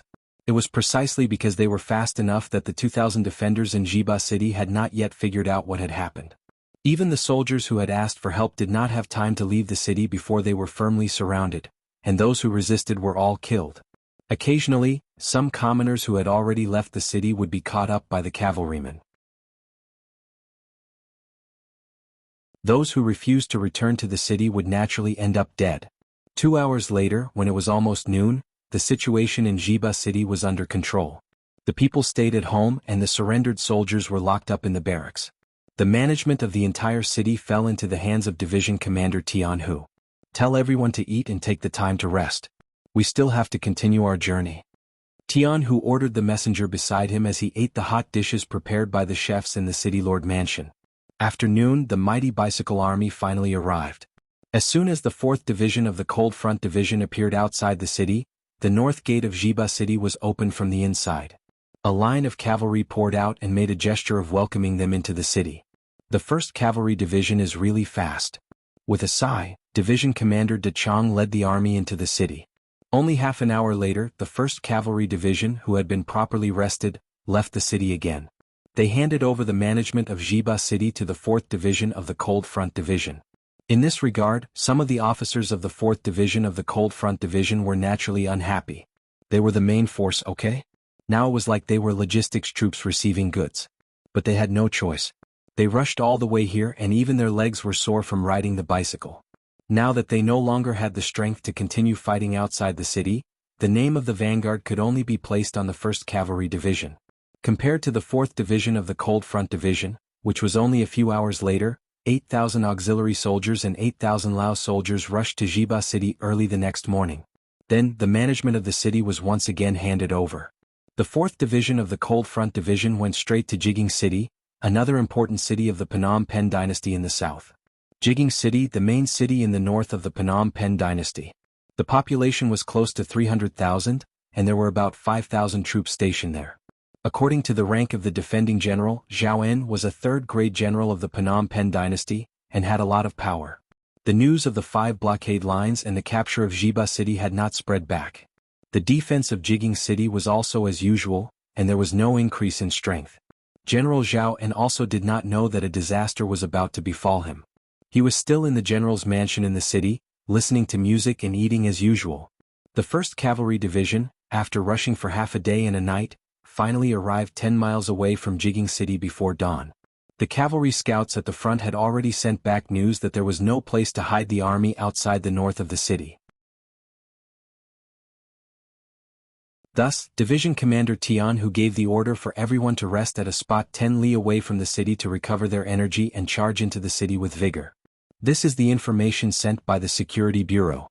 This is the location of the city lord's mansion, this is the general's mansion, this is the granary, this is the city's warehouse. Tian Hu hurriedly pointed out 7 or 8 very important locations. He then gave the 3 regimental commanders an order. Once they charged into the city, each regiment needed to occupy and control where they needed to occupy. The sky was bright, and the gate of Jiging City was wide open. The 1st Cavalry Division 10 miles away launched a charge. Just like in Jiba City, the appearance of the cavalry caught the defenders in the city by surprise. Just like in Jiba City, the cavalry did not even have time to close the city gate. Dozens of bows and arrows pierced through the air, and at the same time, the cavalry rushed into the city. Jiging City fell into the enemy's hands. General Zhaoan was killed for resisting, and the governor and a group of city officials were captured alive. The only regret was that the fire in the city was lit, and the news of the battle here spread out. Let it spread out. We can't kill all the way to the capital of the Golden Bian Dynasty quietly. Let's wait for the arrival of the 4th Cold Front Division, and the army will rest here. Tian Hu did not show an angry look on his face. Since it was a sneak attack, they must be prepared to be discovered. They had occupied 2 cities in 2 days, one of which was an important town, and attacked their cavalry team, which was the least good at sieges. This result already made him very satisfied. In the evening, the 4th Cold Front Division was ready to appear. For a moment, the 2 armies converged in Jiging City. At this moment, when the division commanders and regimental commanders of both sides sat together, there was no contempt in their eyes like before, only admiration. What Tian Hu and the others admired was the tenacity of the 4th Cold Front Division. They relied on their legs to pedal the bicycle all the way, and they were not left behind even after 12 hours, which was half a day. Just this tenacity alone was enough to make people respect them. What Ling Dechang and the others admired was the drive of the 1st Cavalry Division. Along the way, everywhere they went, it was as if there was no one around. Such an army, such a powerful force, made them respect them from the bottom of their hearts. Division Commander Ling, the news has been leaked. It is probably impossible for us to sneak attack again. Next, we will have to rely on you to attack Chuanlong City. Tian Hu talked about the battle in front of them. Since it was a siege, of course, the Cold Front Division, which was armed with firearms, would be the main force. Haha, no problem, no problem. Division Commander Tian and the others must be tired from the journey, and the war horses also need to be fed. This battle will depend on the 4th Division's performance. Ling Dechang said with a polite face. In his heart he felt a sense of exultation. Along the way the 1st Cavalry Division had always been ahead of them. This time they could finally perform well. Tian Hu still had a calm face as he replied. Perhaps he understood Ling Dechang's meaning, or perhaps he didn't. However, they were all members of the mercenary army, and there were some jobs that required cooperation. Ling Dechang laughed and left. Tian Hu then said to the soldier beside him, "Inform the 3 regimental commanders to let them and the soldiers rest well. There will be a big battle soon." The 4th Cold Front Division moved quickly. Perhaps they were eager to show off. On the afternoon of the 2nd day, when the 4 auxiliary battalions in charge of receiving the captives arrived, they handed over the mission of guarding Jujing City. Then the army left the city and rushed to Chuanlong City, which was 120 miles away. Standing on the city gate tower, Taimur watched the 4th Cold Front Division leave the city. He couldn't help but ask, "Are we handing over the mission of being the vanguard?" "Of course not. But for now, rest is the priority." Tian Hu shook his head and then ordered the 3 regimental commanders. The 4th Division of the Cold Front left Orangewell City and used an afternoon to ride to the outskirts of Chuanlong City. Facing the tightly shut city gates, Division Commander Dechang gave the order and the mortars roared, hitting the city walls in the north. A huge hole appeared. A group that had long been prepared at the side sounded the bugle call to charge. 2,000 soldiers rushed out and entered Chuanlong City. The siege was unexpectedly smooth. Ling Dechang, who was standing in the middle of the army, put down his binoculars and shook his head. "It seems that the enemy has retreated. This is an undefended city. Could be a trap." "A trap?" Are you saying that the gold border dynasty wants to lure us in and then catch us in a jar? He Wen immediately realized that his analogy was inappropriate. He quickly shut his mouth. It doesn't sound nice, but that should be what it means. Ling Dachang said casually. If that's the case, then we won't enter the city. We'll find a wide area outside the city and wait. Let's see what tricks they have up their sleeves. The 3rd Regiment Commander Lu Zheng snorted. Obviously, he looked down on the little tricks that only 3-year-olds would play.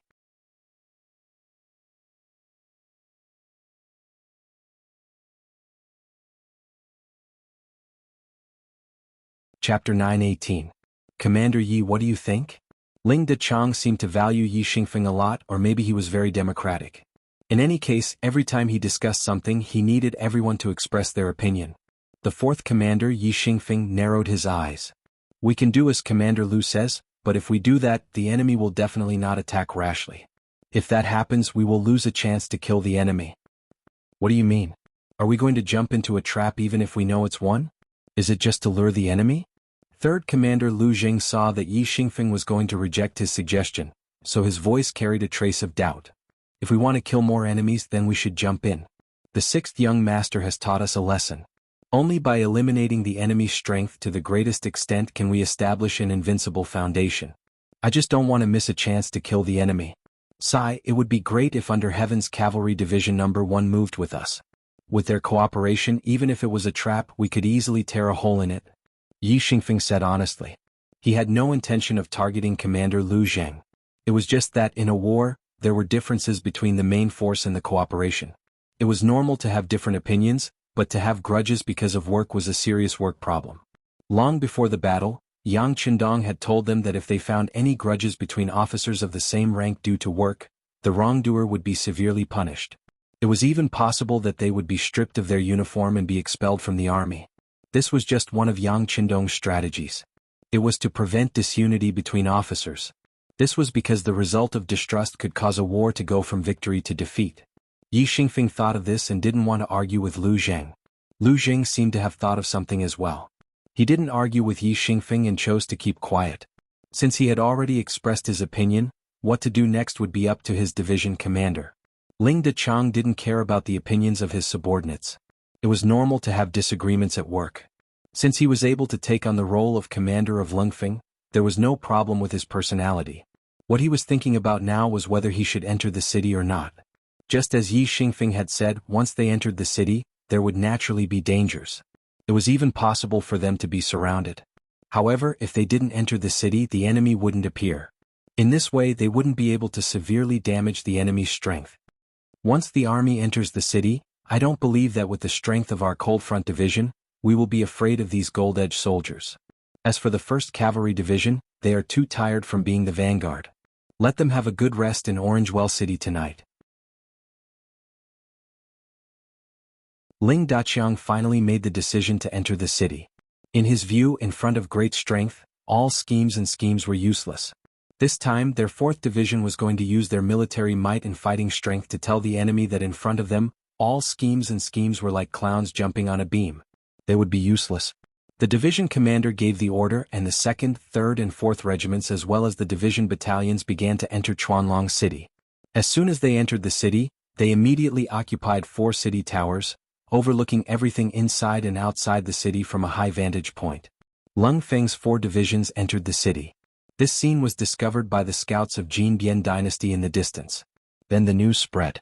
Jin Bian army, who had already retreated from Chuanlong City, and reinforcements from Suwing City arrived one after another. They surrounded Chuanlong City from 4 different directions. As expected, it was a trap. Standing on the city tower, Ling Daqiang saw the 30,000-strong army of the Gold Edge dynasty through his binoculars. He even saw the trebuchets and other siege weapons among the enemy troops. Give the order, the soldiers will guard the 4 city towers in company units. The other soldiers should take the time to rest and wait for dawn to counterattack. Ling Daqiang didn't expect the enemy to surround the city. On the contrary, he became excited because of the enemy's appearance. In his view, this would be a counterattack without any suspense and the final victory would belong to him. However, there was one thing he didn't expect, which was that there was a tactic called the center blossoming. From the moment the warning fireworks were lit on Jujing City, Chuanlong City was ready to abandon the city after receiving the news. This was originally a high-level secret of the Gold Edge Dynasty's military. Even the Security Bureau didn't know about it. That was, once the city couldn't be defended, they would abandon it and use the center blossoming to inflict heavy damage on the enemy troops. Then they would win the war. To put it bluntly, they would give up the city first and wait for the enemy to enter the city. Then they would set the city on fire at the right time to interfere with the enemy's arrangement in the city. Then they would work together to eliminate the enemy. And now they were using this method. Taking advantage of the fact that the sky had already darkened by the time the 4 Cold Front Division entered the city, they were unable to carefully investigate the situation within the city. Thus they were preparing to set Chuanlong City on fire. Of course, the Cold Front Division were not to be trifled with. There was one rule in their training. When they entered a city, the first thing they had to do was to clear all the possible dangers in the city. In fact, they did this, but the direction was a little wrong.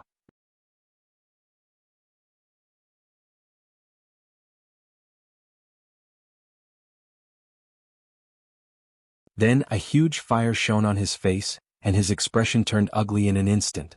Reporting to Division Commander, many places in the city have been set ablaze, and the fire is spreading rapidly. The 4 commanders ask for instructions. What should we do? Reporting to Division Commander, the fire has spread everywhere, and it is impossible to extinguish it. Moreover, it seems to be surrounding our army. The 4 commanders ask for instructions. Should we break out of the city? Reporting to Division Commander, we must retreat. The fire is about to reach you. Please leave with us. News after news was sent to Ling Daqiang, and he finally figured out what the Phnom Penh army was planning. He thought that he had been very careful, but he did not expect the enemy to be so crazy.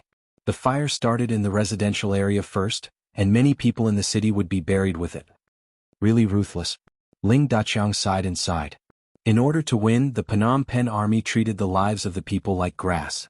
He shook his head and issued a military order, ordering all the troops to withdraw from the north gate.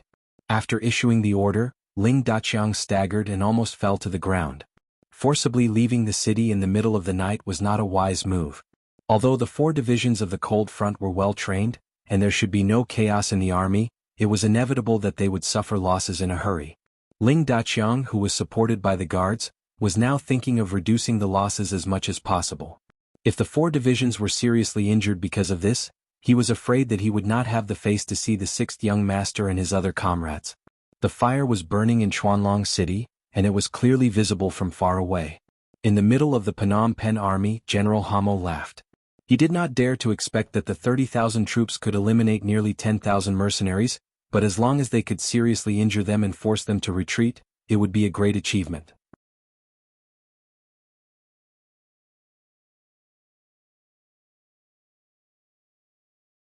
Chapter 9:19.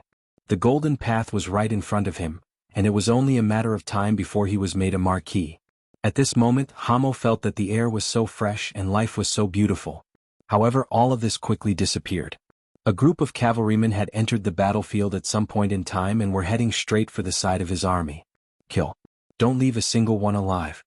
Tian, who rode on his horse and waved his 2 swords as he killed his way into the middle of the Phnom Penh army. One by one, the unprepared Phnom Penh soldiers were cut down under their horses. The sudden appearance of the 1st Cavalry Division was completely out of Hamo's expectations.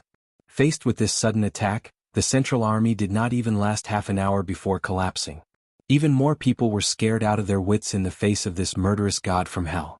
They did not even have the courage to fight and turned to flee. More and more deserters appeared, and Hubo led the 2nd Regiment to attack from the left flank. Wherever they went, it was like hell on earth, and those who stood in their way were either dead or heavily injured.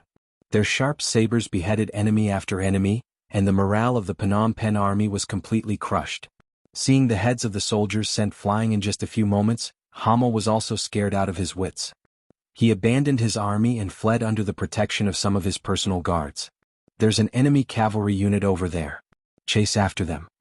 Hubo led the charge, and after killing a dozen enemies, he saw Hamo fleeing and immediately led the 3rd Regiment to chase after him. The 1st and 2nd Regiments also entered the battlefield at this moment, and began their work like reaping machines. Originally, victory was in their grasp, and even victory was right in front of their eyes. However, the sudden appearance of the world's 1st Cavalry Division changed the situation. With Hamo's escape, the Central Army fell into chaos, and the entire army lost a unified commander. When the 4th Regiment of the Cold Front Division retreated from the north gate of Chuanlong City, they did not see the central army that was supposed to be gathered here. There were only 5,000 enemies that were supposed to be here. Open fire, exterminate them. There were only 5,000 enemies. The 1st Regiment commander immediately gave the order to counterattack. The 2,000 soldiers of the 1st Regiment took turns to provide cover as they charged towards the 5,000 enemies. The Gold Edge army outside the north gate was very excited when they saw the mercenaries appear. They were waiting for the reinforcements outside the other gates to arrive. Then they could rush forward with their large number of soldiers. As long as they could fight with the mercenaries, the power of the other party's flintlock would be greatly hindered. With their strength they might win the final victory. However, after waiting for a long time, not only did they not see any reinforcements, they instead received a piece of shocking news. The main army had been disrupted by the mercenaries' cavalry, and Hamo had already fled towards Suwon City. Where did the cavalry come from? Or was this simply the mercenaries' plan to beat them at their own game? Thinking that this might be the other party's plan, the 5,000 soldiers of Phnom Penh who were guarding the north gate were in a mess. They thought that they had set a trap and were going to deal with others. Only then did he realize that he was the one who had fallen into the trap. Even so, how could they still dare to stay here and wait for the other party to eat them? Before they could charge, the 5,000 soldiers retreated in chaos. Without any threat, the 1st Regiment quickly steadied themselves. Then the 2nd, 3rd, and 4th Regiment, including the last division's battalion, safely withdrew from Chuanlong City. Although they were covered in dust when they left the city, and hundreds of soldiers were slightly burned. No one paid with their lives for this. Most importantly, the army withdrew safely and did not encounter the siege outside the city as they had imagined. The division commander, De Chong, had a puzzled expression. He did not understand what the Gold Edge army was doing. Why did they give up this opportunity to seriously injure him? Did they just set a fire to scare him? Investigate. Send out all the scouts. Find out what's going on. A commander who did not understand the situation on the battlefield was not fit for his job. De Chong felt that he was now blind and had lost his wisdom. Reporting, the world's #1 cavalry division is calling. A telegram appeared at the right time and gave a brief explanation of the situation on the battlefield. Looking at the telegram sent by Tian Hu, he finally understood the situation outside. Da Chiang let out a sigh of relief. Commander Tian called. They have broken through the middle of the Phnom Penh army and are now chasing the enemy generals. They are ready to kill their way into Suwon City. He asked us to eliminate the remaining enemies here as soon as possible and then asked us to meet in Suwon City. After a brief explanation of the situation, De Chang's face was filled with emotions. He had always thought that he could be faster than the enemy, but now it seemed that the credit would be taken by the enemy.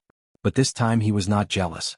If the enemy had not appeared in time, the 4 divisions of Lung Feng would have been heavily injured. The enemy had saved his life, and he had to acknowledge this debt. Every regiment quickly eliminate the enemy. Gather in 4 hours and set off for Suwon City. De Chang used his identity as a division commander to point out the direction for the troops. Sporadic gunshots rang out on the battlefield. Hubo was closely following the dozens of cavalry in front of him.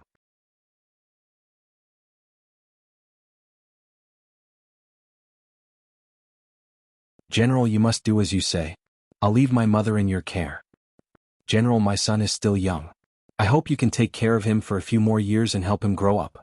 General, my father's health is not good. The personal guard spoke to Hamo as if they were leaving behind their last words.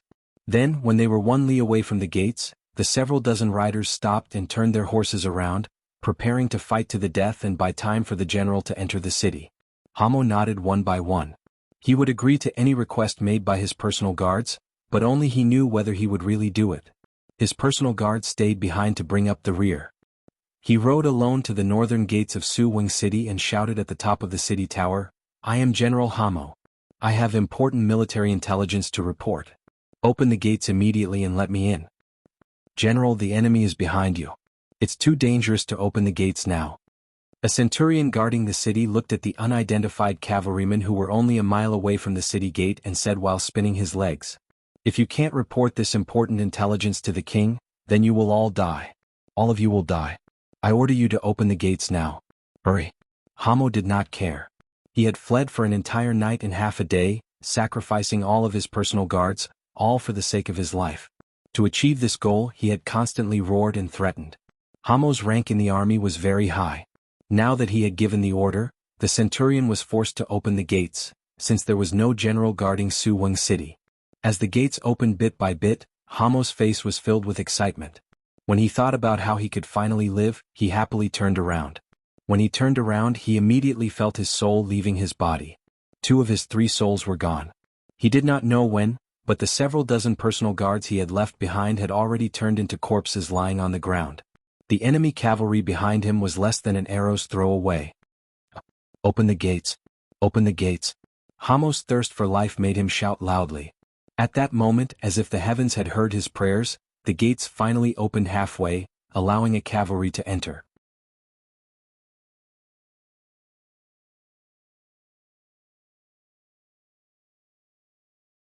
Chapter 9:20. Ha ha ha ha. Just as Hammer was about to enter, he suddenly felt a sharp pain in his back. When he looked down, he saw a sharp arrow protruding from the left side of his chest. His expression quickly froze, and with a plop, Hammer fell off his horse. It was Hubo who shot the arrow. After severely injuring Hamo with an arrow, he was the first to arrive at the city gate. With a swing of his saber, a gold-rimmed soldier who was about to close the gate was cut down to the ground. The city gate was half opened, giving the remaining cavalrymen an opening to enter. They were like great white sharks that had smelled blood and took the opportunity to enter. Men, tie this man up. Thinking that he had captured the enemy's general alive, Hubo ordered his men to take him down. Then he and the others pushed the half-open gate open completely. At this moment, Tian who arrived with the 1st and 2nd regiments. The army successfully entered the city. The bravery of the cavalry was not something the gilded border soldiers could resist. With the speed of the war horses, the front of the gate was soon littered with corpses. The mercenaries had entered the city. As soon as the news spread, the gilded border soldiers at the other gates fled madly. At this moment, they only wished their parents had given them 2 more legs. The officials of the gilded border dynasty who were in charge of the defense of Suwon City all fled when they heard that the mercenaries had suddenly entered the city. Some even left their families behind, hoping to escape with their lives. No one would have thought that a strategic location like Suwon City, the gateway to the capital of the gilded border dynasty, would be given up just like that. There was not even a decent resistance. As it turned out, the speed of the 1st Cavalry Division's attack exceeded everyone's expectations. Tian who entered the city and quickly took over the 4 gates, as well as the granaries and storehouses. They did not act rashly.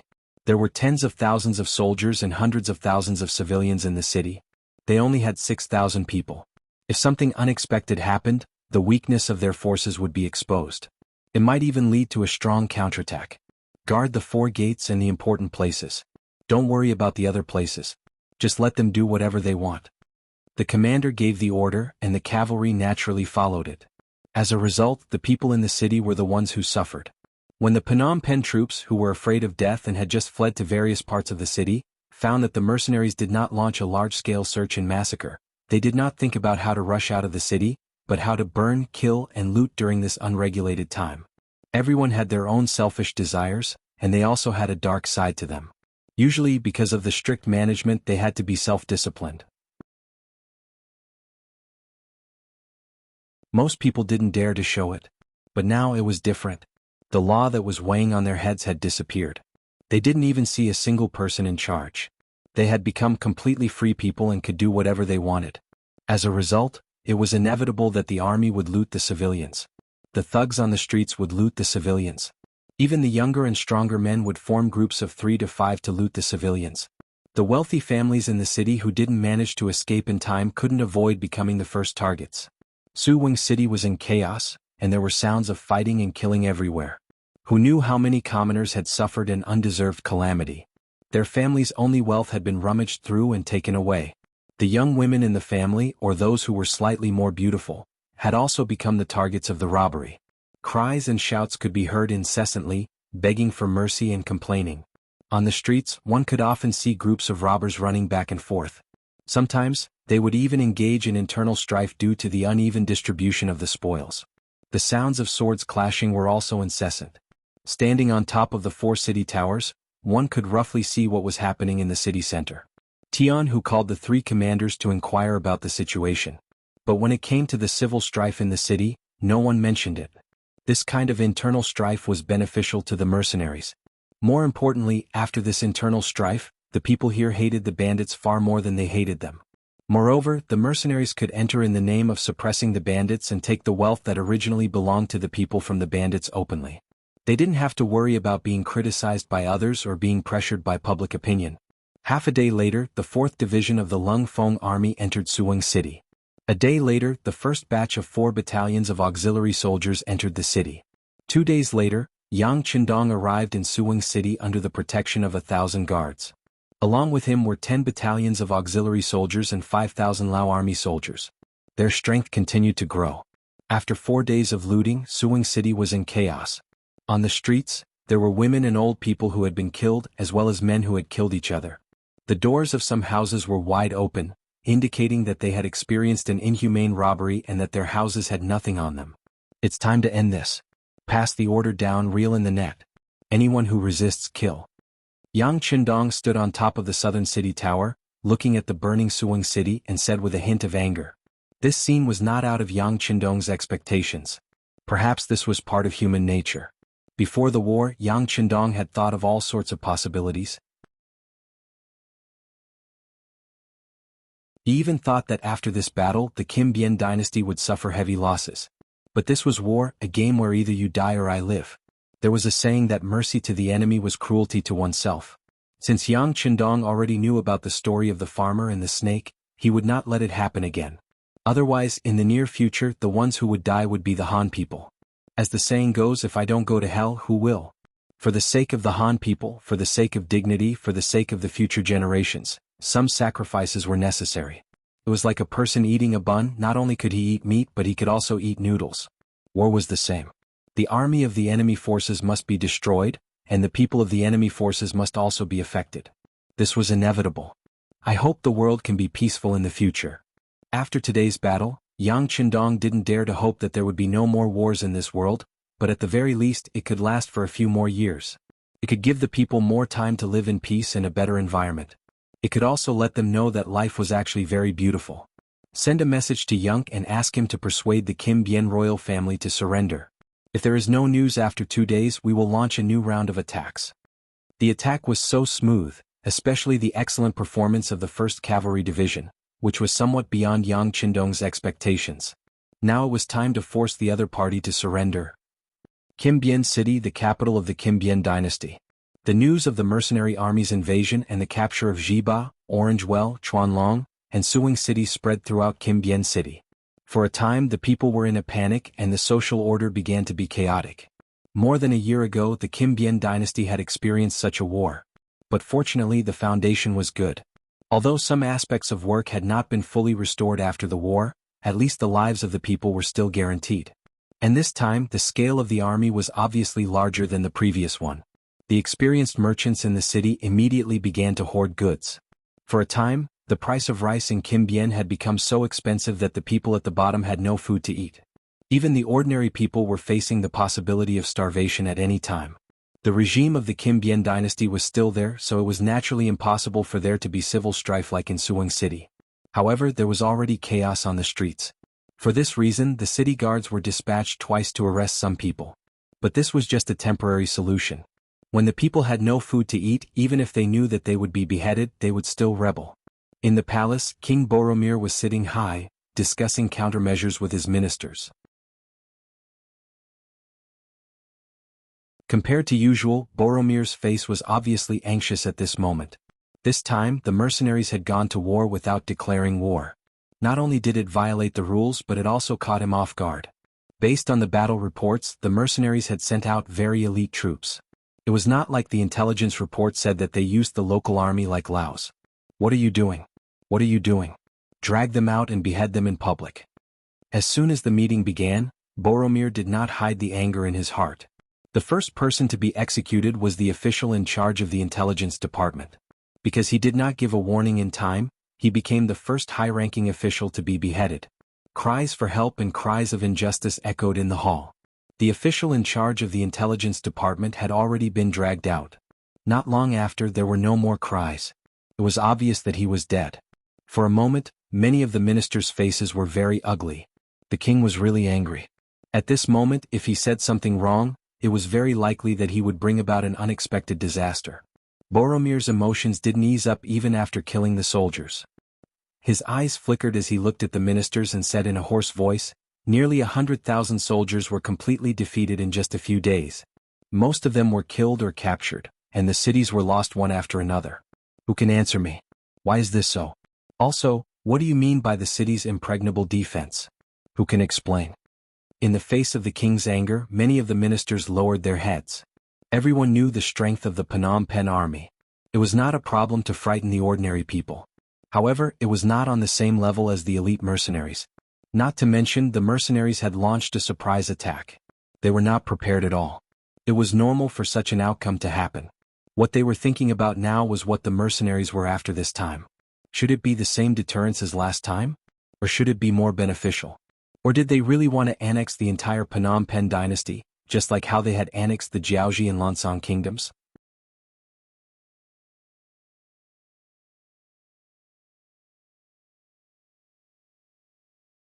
Chapter 921. At this moment, the ministers realized that they still knew too little about the mercenaries' appetites and strength. They couldn't make the right judgment and naturally didn't know what to say. The ministers kept their mouths shut and the palace was so silent that one could hear a pin drop. King Boromir was furious and shouted, "What? Are you all mute? Weren't they all good at talking when they were fighting for power and profit? Why aren't you speaking now? Speak to this prince, otherwise all of you will be thrown into the prison. Speak." Since Boromir was angry, the ministers couldn't remain silent. Right Prime Minister Dun stood at the head of the crowd. He felt that the time was right and was the first to step forward. "Your Majesty, I have something to say." "Right Prime Minister, speak." Boromir's eyes lit up when he saw Dun step forward. "Your Majesty, the mercenaries' representative, Mr. Yunk, has arrived at Golden Rim City and is now in my residence. He brought the latest news of the great Ming Dynasty's Duke Zhongwei and requested to meet with your Majesty." Dun looked up at Boromir and said.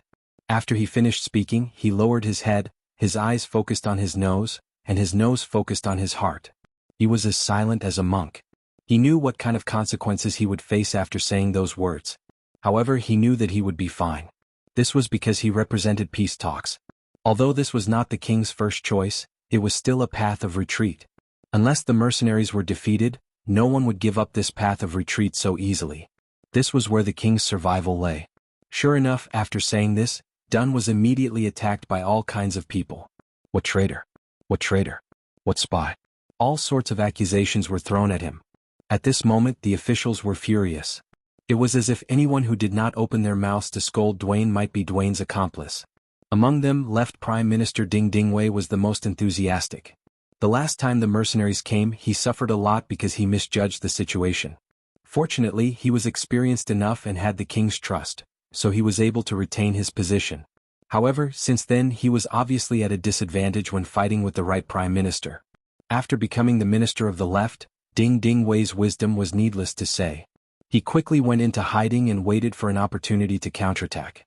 Now that the opportunity presented itself, he would not let it go. He began to scold Dun. When he felt tired, he saluted Boromir and said, "Your Majesty, Dun's heart is no longer with the Golden Bien dynasty. He is clearly a spy for the mercenaries, a spy. This subject requests your Majesty to give the order to kill him, and then surround the right Prime Minister's residence. Capture the mercenary representative, Yunk, and behead him in public." "Your Majesty, please give the order to kill Dun and the mercenary representative." The courtiers replied in unison, their expressions solemn, as if they had some sort of life and death feud with Dun and Skylark. Boromir did not look pleased at the unity of his subordinates. He knew that these officials were just worried that he would make an example out of them. Now that they had another target to vent their anger on, they wanted to divert the conflict. What Dun did really annoyed him. He secretly communicated with the mercenaries without a decree. How could a loyal official do such a thing? For this reason, it wouldn't be too much to teach him a lesson, but there was no need to kill him. According to the reports from the front lines, the mercenaries had occupied Su Wing City for several days and had no intention of attacking. He could use this opportunity to mobilize his troops, but if he killed the other party's messenger, it would be forcing the mercenaries to be ruthless, which would be equivalent to slapping himself in the face, and he would not do such a thing. It was precisely because Dun had grasped the king's mentality that he was able to say these things without fear. Now that the courtiers had shouted their request, they only needed to wait for Boromir's answer. At this moment, Dun raised his head and looked at their high and mighty king. Well, why don't we kill the messenger when two countries are at war? Everyone wants me to kill the messenger. Isn't that making this king unjust? Men, go to the right prime minister's residence and bring the messenger of the mercenaries here. Boromir finally made his decision and pretended to reprimand his subordinates. Many of the courtiers immediately shut their mouths.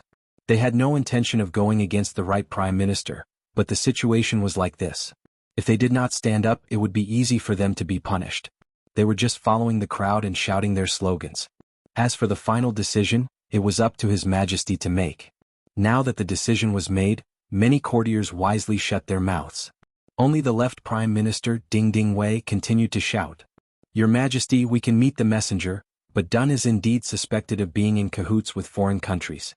He must be severely punished. Otherwise, if everyone follows suit, wouldn't the country be in chaos? Alright, left Prime Minister, this king understands everything. Let's talk about it after we meet the messenger. Boromir interrupted Ding Ding Wei's request. He really wanted to figure out the purpose of this mercenary group, and before he had an answer, he wouldn't act rashly. The hall became quiet again. After about half an hour, the sound of footsteps finally came from outside the hall. The king's guards appeared, and behind them was a middle-aged man in Han Chinese clothes. His face was calm and his eyes were spirited. He walked forward step by step and stood between the two rows of officials. Courtier Yunk greets Your Majesty and sends his greetings. You don't have to be so courteous. Boromir suppressed his anger and appeared very calm. After all, he was the king of a country. He could not lose his composure so easily. Thank you, Your Majesty. Skylark, who had no intention of greeting Boromir, immediately raised her head and smiled at Boromir.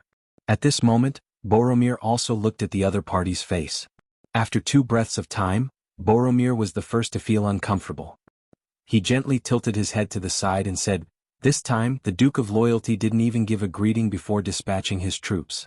He killed 100,000 soldiers and nearly 1 million civilians. He robbed my city and plundered my wealth. This kind of bandit behavior is shameful. Does the envoy have any explanation for this? Your Majesty is wrong.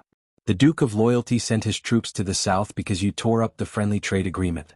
You stationed your troops at the border and blocked the trade route. We were only passive and took the initiative to strike first. Yunk was already prepared for this, so he did not hesitate to answer.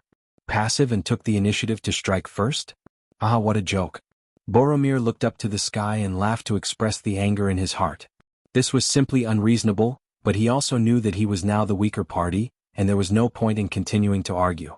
In Suwing City, 300 miles away from Golden Rim City, the mercenaries might be ready to go. Now was not the time to reason, but to find out what the other party's purpose was. Soon after, Boromir stopped laughing. When he looked at Skylark, he regained his composure.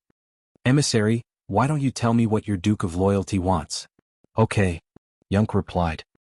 He then raised his head and said in an incomparably serious tone, the Duke of Loyalty said that the Golden Rim dynasty has gone back on its words and there is no need for it to exist. Now the only way out is to surrender. The Duke of Loyalty can guarantee everyone's safety. He can even protect part of everyone's personal wealth. Shut up, bastard. Left Prime Minister Ding Ding Wei finally couldn't help but reprimand him. He raised his right hand and pointed at Yunk, saying, your Duke of Loyalty wants to annex my Golden Rim dynasty. He needs to have the strength and appetite to do so. Haha, you must be the left Prime Minister. You will soon know if the Duke of Loyalty has such an appetite. Look at your 100,000 troops in several major cities. Didn't you lose them in just a few days? How many of such troops in major cities do you have? How many times can you withstand the attacks of the mercenaries? By the way, there is one thing I forgot to tell everyone.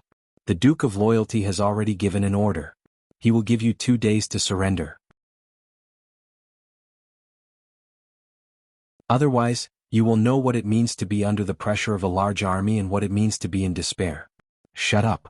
Seeing Yunk boasting so shamelessly at this time, Ding Ding Wei roared angrily.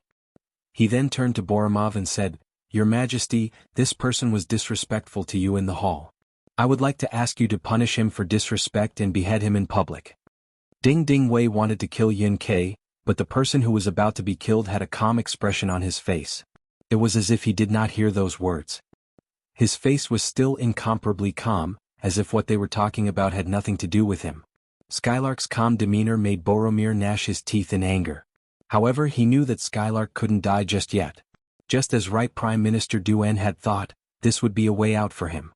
Unless he could gain the upper hand, he couldn't casually kill the messenger sent by the Duke of Loyalty. That would create a life-and-death feud. On the contrary, not only could he not kill Yunk, but he also had to protect him. At least before the overall situation was settled, nothing could happen to this person. The Right Prime Minister is suspected of colluding with a foreign country. However, due to insufficient evidence, he is now relieved of all his duties. Go home and wait for orders. Messenger, please stay in the mansion with the Right Prime Minister. This king will consider your request. Sure enough, there was no killing, only house arrest. This result was within the expectations of many people. Right Minister Dun and Emissary Yunk were already prepared. When they heard this decree, they didn't argue or refute it. Instead, they cupped their fists and the two of them walked down the hall.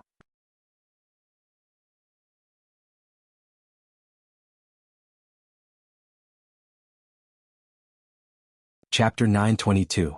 When they left the hall, Minister Ding Dingwei's voice was still echoing, "Your Majesty, you can't let them go." Boromir did not reply immediately. He watched them leave. Then he said, "How can I let them go? Keeping them alive will only numb the loyalty of the Duke of Valor and the mercenaries. Minister, let me ask you, if we gather the entire country's army to fight the mercenaries, what is the outcome?" Boromir was about to start a war. Ding Dingwei calmed himself down and said, "There are too many borders between Phnom Penh and Laos. We can't mobilize the troops guarding the eastern cities.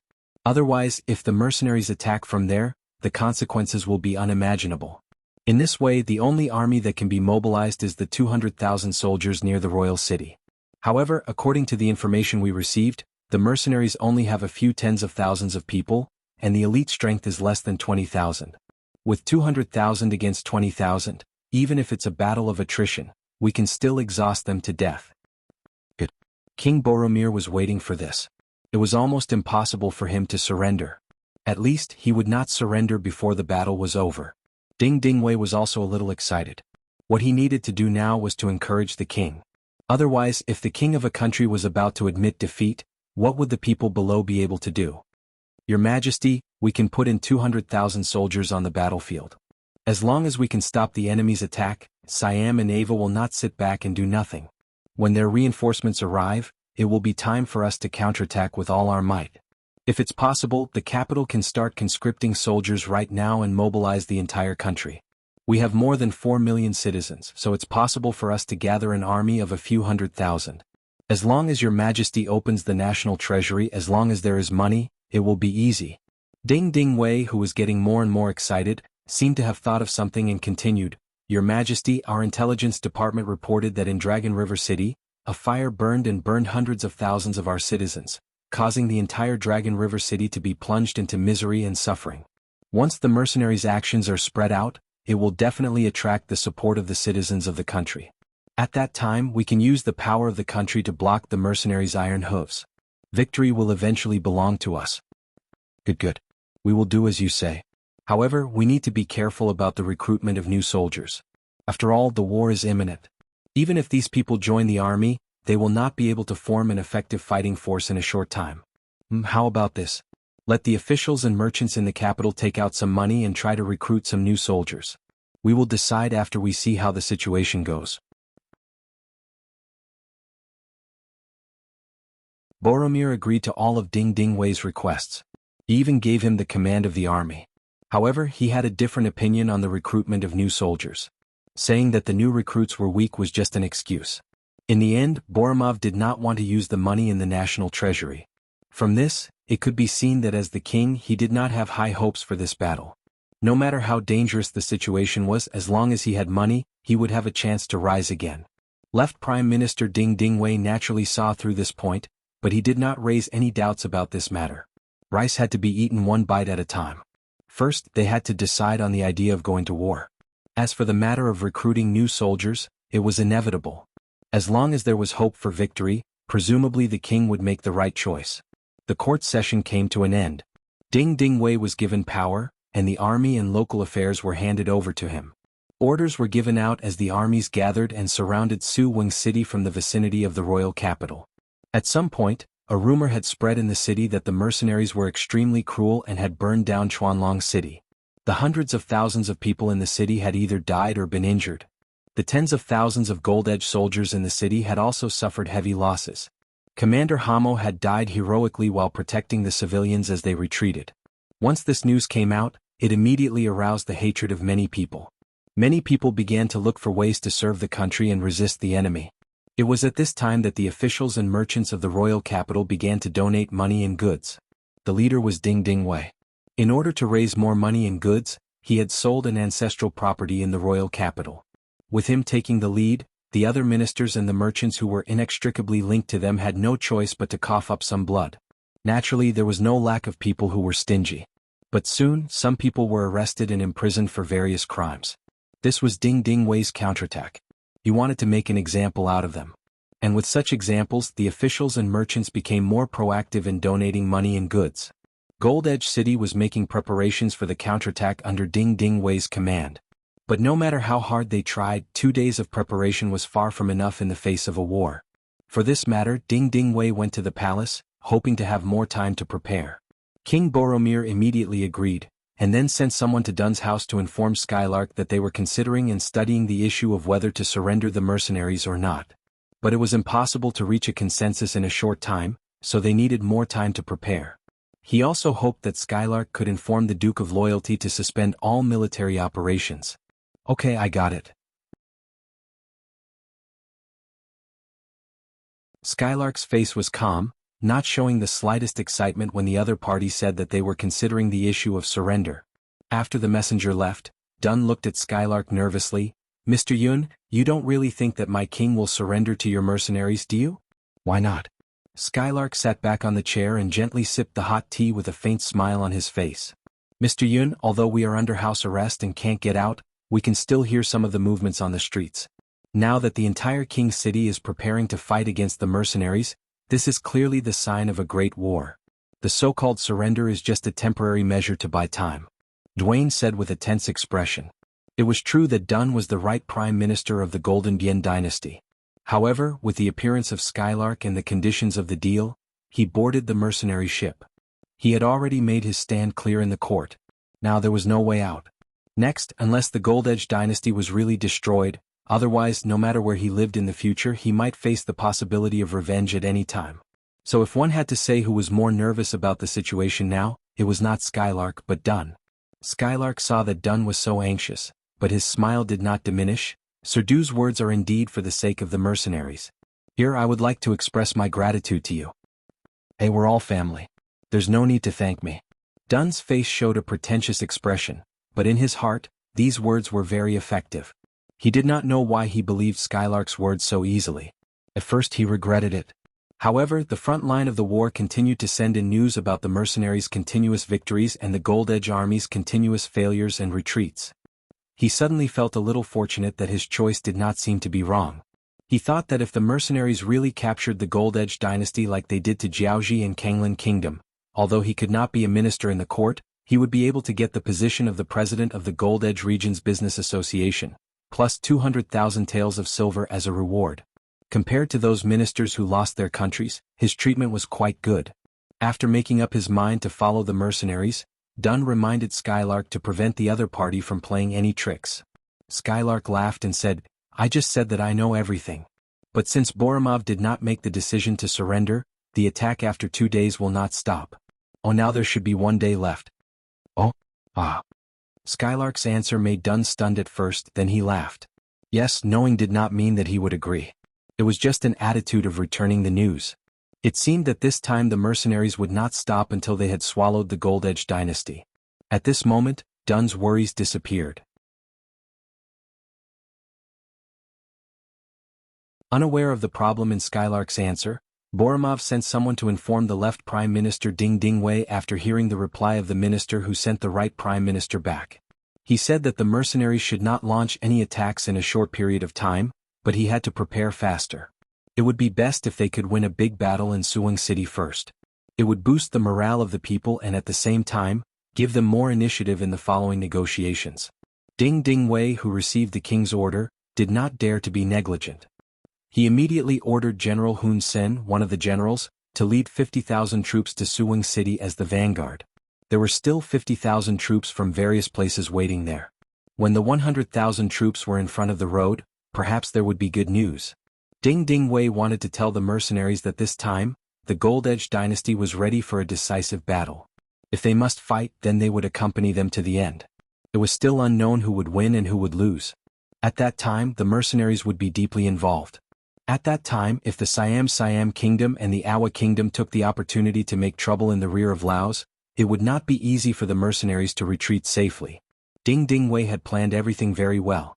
As long as he had enough time, with the support of His Majesty, he could confront the mercenaries. The outcome would be full of suspense. Once he defeated the mercenaries, his reputation would be unparalleled. In the future, history would have a fair evaluation of him, and it was even possible that it would be full of praise.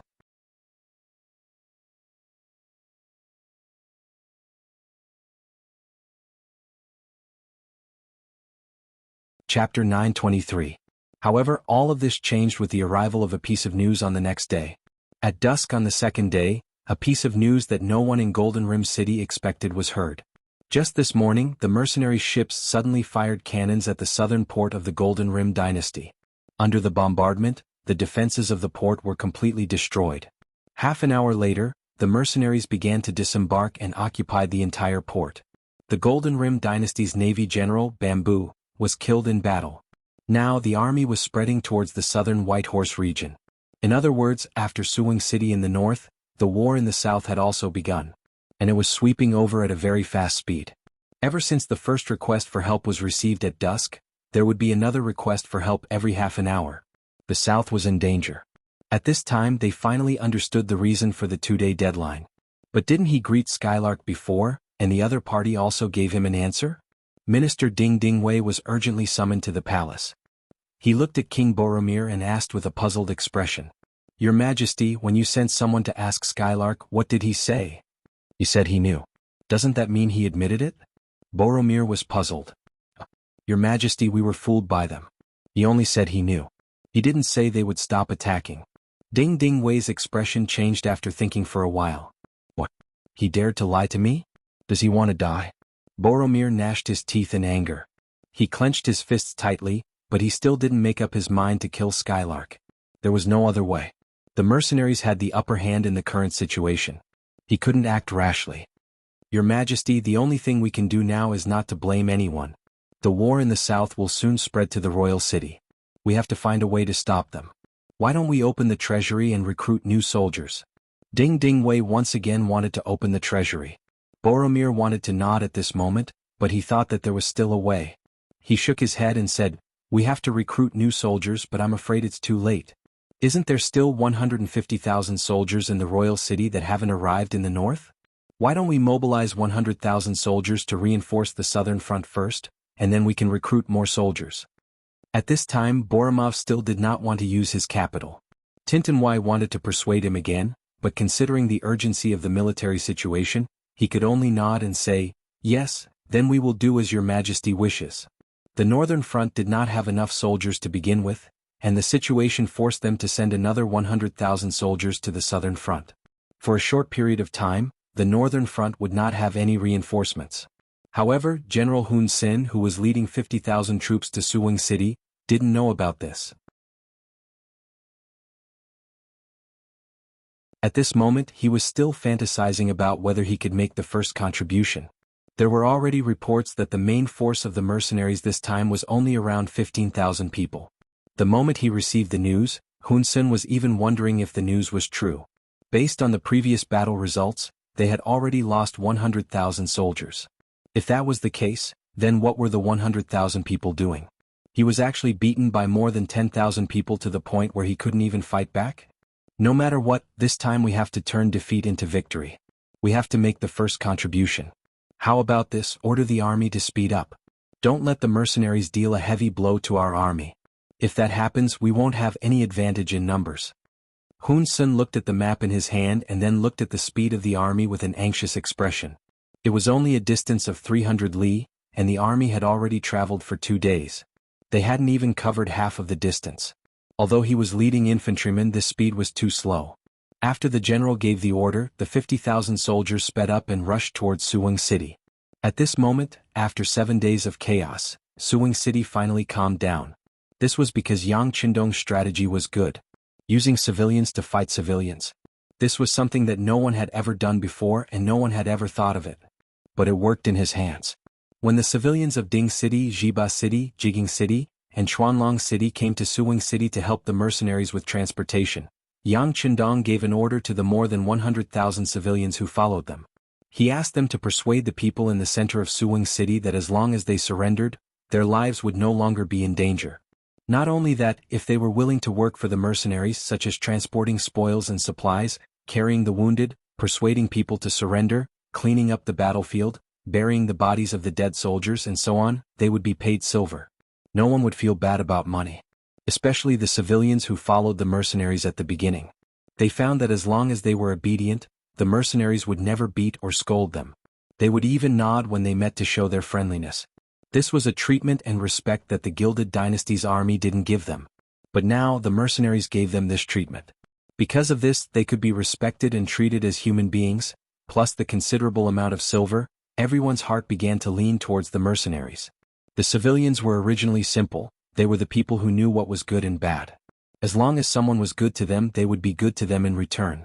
On the contrary, even if they were of the same race, if they were oppressed, they would also stand up and resist. More than 100,000 civilians received benefits from the mercenaries, and after they entered Suwing City, their role was fully played. Since they were all civilians, they had more in common. Under their word of mouth, many civilians were persuaded, some troublemakers were arrested, and the public security in the city was improved. The auxiliary soldiers also solved the problem of feeding the civilians by opening the granaries and other methods. Whether it was public security or order in Suwing City, it was restored to the right track. From the moment the civilians entered the city, the chaos in the city was restored to order in just 2 days. Looking at this result, many people admired Yang Qindong even more. Beta Persei also flattered him more than once. "Young master, I admire you when it comes to fighting, but Beta Persei admires you even more when it comes to governing. It seems that there is nothing in the world that can stop you. You are really the reincarnation of an immortal, you are really—" Okay. One would vomit after listening to too much flattery. Although Beta Persei was speaking from the bottom of his heart, Yang Qindong still interrupted him and asked, "The 1st Cavalry Division and the 4th Division of the Cold Front have rested enough, right? They have rested for a long time. These days they didn't have to worry about the things in the city. They were just resting. Haha, young master, Division Commander Tian and Division Commander Ling have come to you several times and asked to fight." Beta Persei chuckled. "Then young master, I will give them a chance now. Tell them that there are 50,000 enemies outside the city. How to deal with them will be up to the 2 division commanders. This young master will not participate." Yang Qindong nodded. Previously, they had conquered several cities and defeated more than 100,000 enemies. It was easy to say, but in fact it was just a matter of speed against speed, so many soldiers didn't get a good rest. Taking advantage of the chaos in Suwing City, he gave the 2 divisions enough time to rest. Now that the blade was almost sharpened, it was time to unsheath it. After Yang Qindong gave the order, the 4th Division of the Cold Front and the 1st Cavalry Division left the city after dinner. It was obvious that they were going to launch a night attack again. Due to a lack of nutrition, the ancient armies often suffered from night blindness. This caused them to be at a disadvantage when marching or fighting at night. However, the mercenaries were different. Their nutrition was always balanced. With Crimson City as their base, they didn't lack money. Not only did they not suffer from night blindness, but because of their frequent night training, they were extremely proficient in night battles. So that night, the 2 divisions, which added up to less than 15,000 people, launched a fierce counterattack against the Golden Edge Army station 10 miles in front of Suwing City.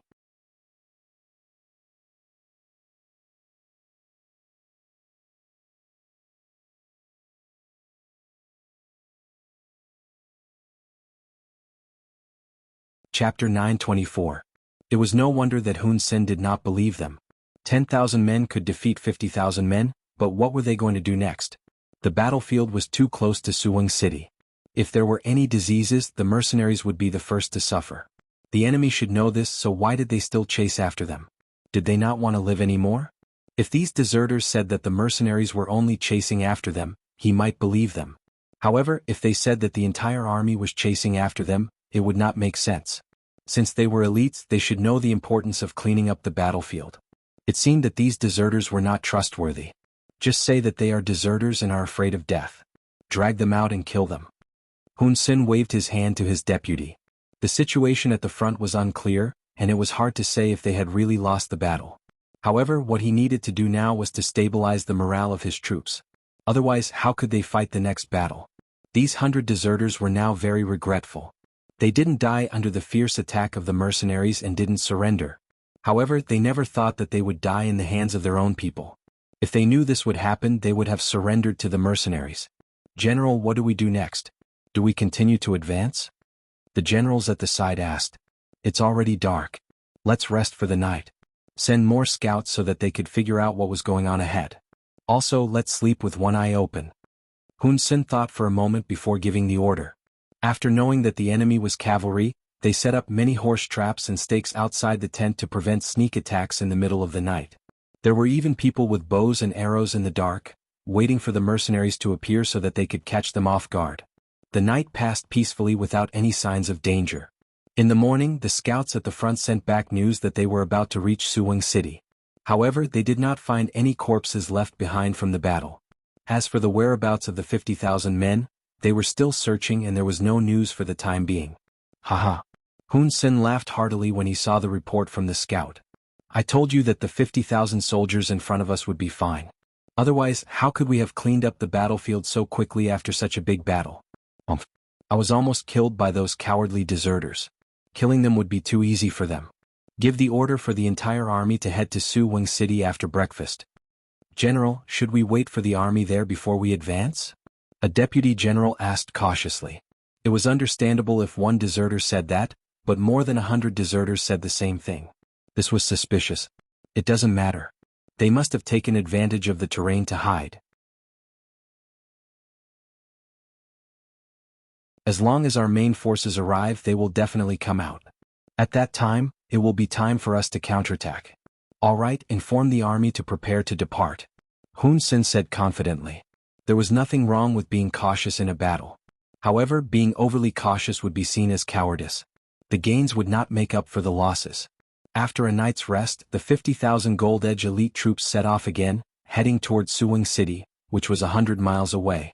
Their movement was discovered by the scouts of the 1st Cavalry Division who were hiding in the dark. They quickly reported to their commander, Tianhu, who was hiding in a valley nearby.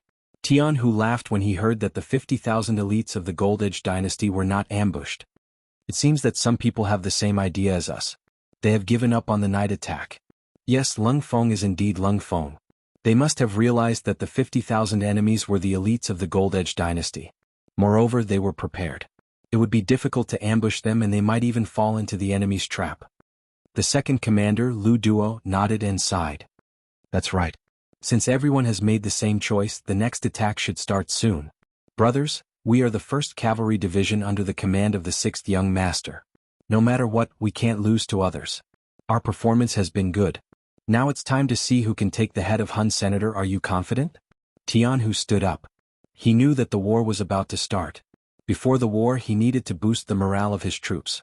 On the other side of the road, the 4 divisions of Lung Feng were also ready to attack. After a night of fear, the Gold Edge army still chose to move forward. This could only mean one thing. They were not sure that the 50,000 troops in Suwon City had been destroyed. Otherwise, they would have turned around and retreated. Comrades, the enemy is on the road. They don't know of our existence at this time. This is our chance. If I'm not wrong, the 1st Cavalry Division must be watching us from somewhere.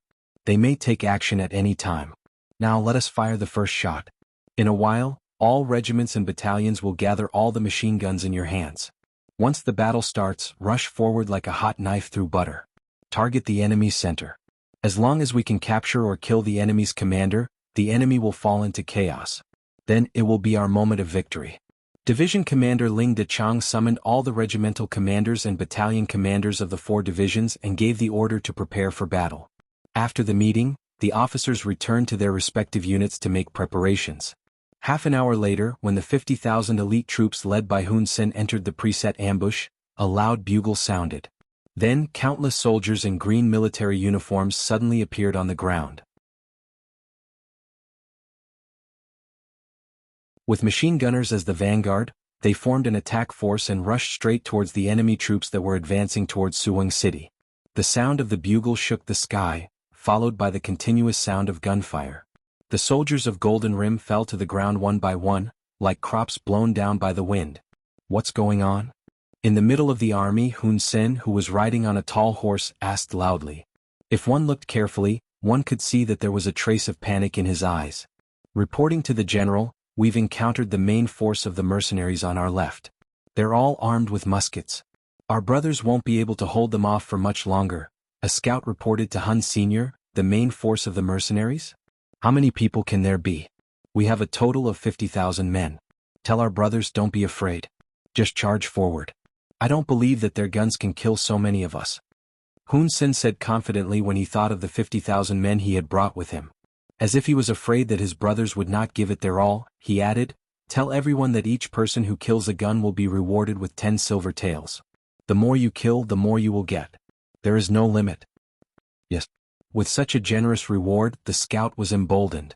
He agreed and turned around to pass down the order. Just as he passed down the order, the 1st Cavalry Division appeared on the other side of the road. The cavalry was like a roaring train. As soon as they appeared, they rushed into the Phnom Penh army with an unstoppable momentum. They reaped one head after another as their cavalry sabers flew in the air. They took one life after another. They were like the last straw that broke the camel's back. As soon as they appeared, the army of Phnom Penh had no way to fight back. What was more terrifying was that one of the troops was heading towards the middle of the army. Wherever they went, no one could stop them. No one could defeat them. On the other side, the 1st Regiment of the 4th Cold Front Division cooperated with them. The regiment commander, Gao Xiang, personally held a squad machine gun and constantly ran forward with his legs. Anyone who was targeted by the muzzle of the gun was shot through by the rotating bullets and fell to the ground. Gao Xiang's speed was very fast. In addition, he had charged earlier than the 1st Cavalry Division, so he was closer to the middle of Phnom Penh's army. At this time, it was no longer a question of whether they could defeat the enemy, but a question of who could take the first credit. Originally, Hun Sen had intentionally left 5,000 elite soldiers behind in the middle of the army to prevent the other party from launching an attack on him. In his opinion, with these soldiers protecting him, no matter how strong the enemy was, it was impossible for them to kill him so quickly. As long as the middle of the army was fine, he could command the front and rear troops to outflank the mercenaries and win the war. Who would have thought that the mercenaries were indeed heading straight for the center of the army, but their speed and impact were simply too fast. They were so fast that the 5,000 soldiers under his command actually fell into chaos as soon as they met the enemy. Then, in the face of such powerful combat power, cowards and deserters appeared. Don't be afraid. Hold on. The front and rear troops will soon come to save us. At that time it will be time for us to fight back. Hun Sen rode on the horse and shouted loudly, trying to boost the morale of the army. As he shouted and looked around, his face suddenly became frighteningly pale. The front troops were in chaos and were fleeing in all directions. The rear troops had already separated from the middle troops. At this moment, countless soldiers had already turned around and fled. They didn't even have the courage to face the enemy. Just like that, they became deserters. In fact, whether it was the guns of the 4th Cold Front Division or the sabers in the hands of the 1st Cavalry Division, they were far from what an ordinary army could compete with. Even though they were the 50,000 elites of Phnom Penh Dynasty, their morale had long been slack when bad news came from the front. Now, in the face of a strong attack, who could summon up the courage to fight? Not to mention whether it was bullets or sharp sabers, they were no match for them. What else could they do at this moment? You're tuning in to the Han Lee's Wuxia Chronicles YouTube channel. We're so grateful for your support, and don't forget to subscribe to join us on this incredible journey through captivating stories. Your generosity through donations truly makes a world of difference, as it's the primary source of revenue that allows me to expand and enhance this channel for you. Thank you from the bottom of my heart for being a part of this adventure.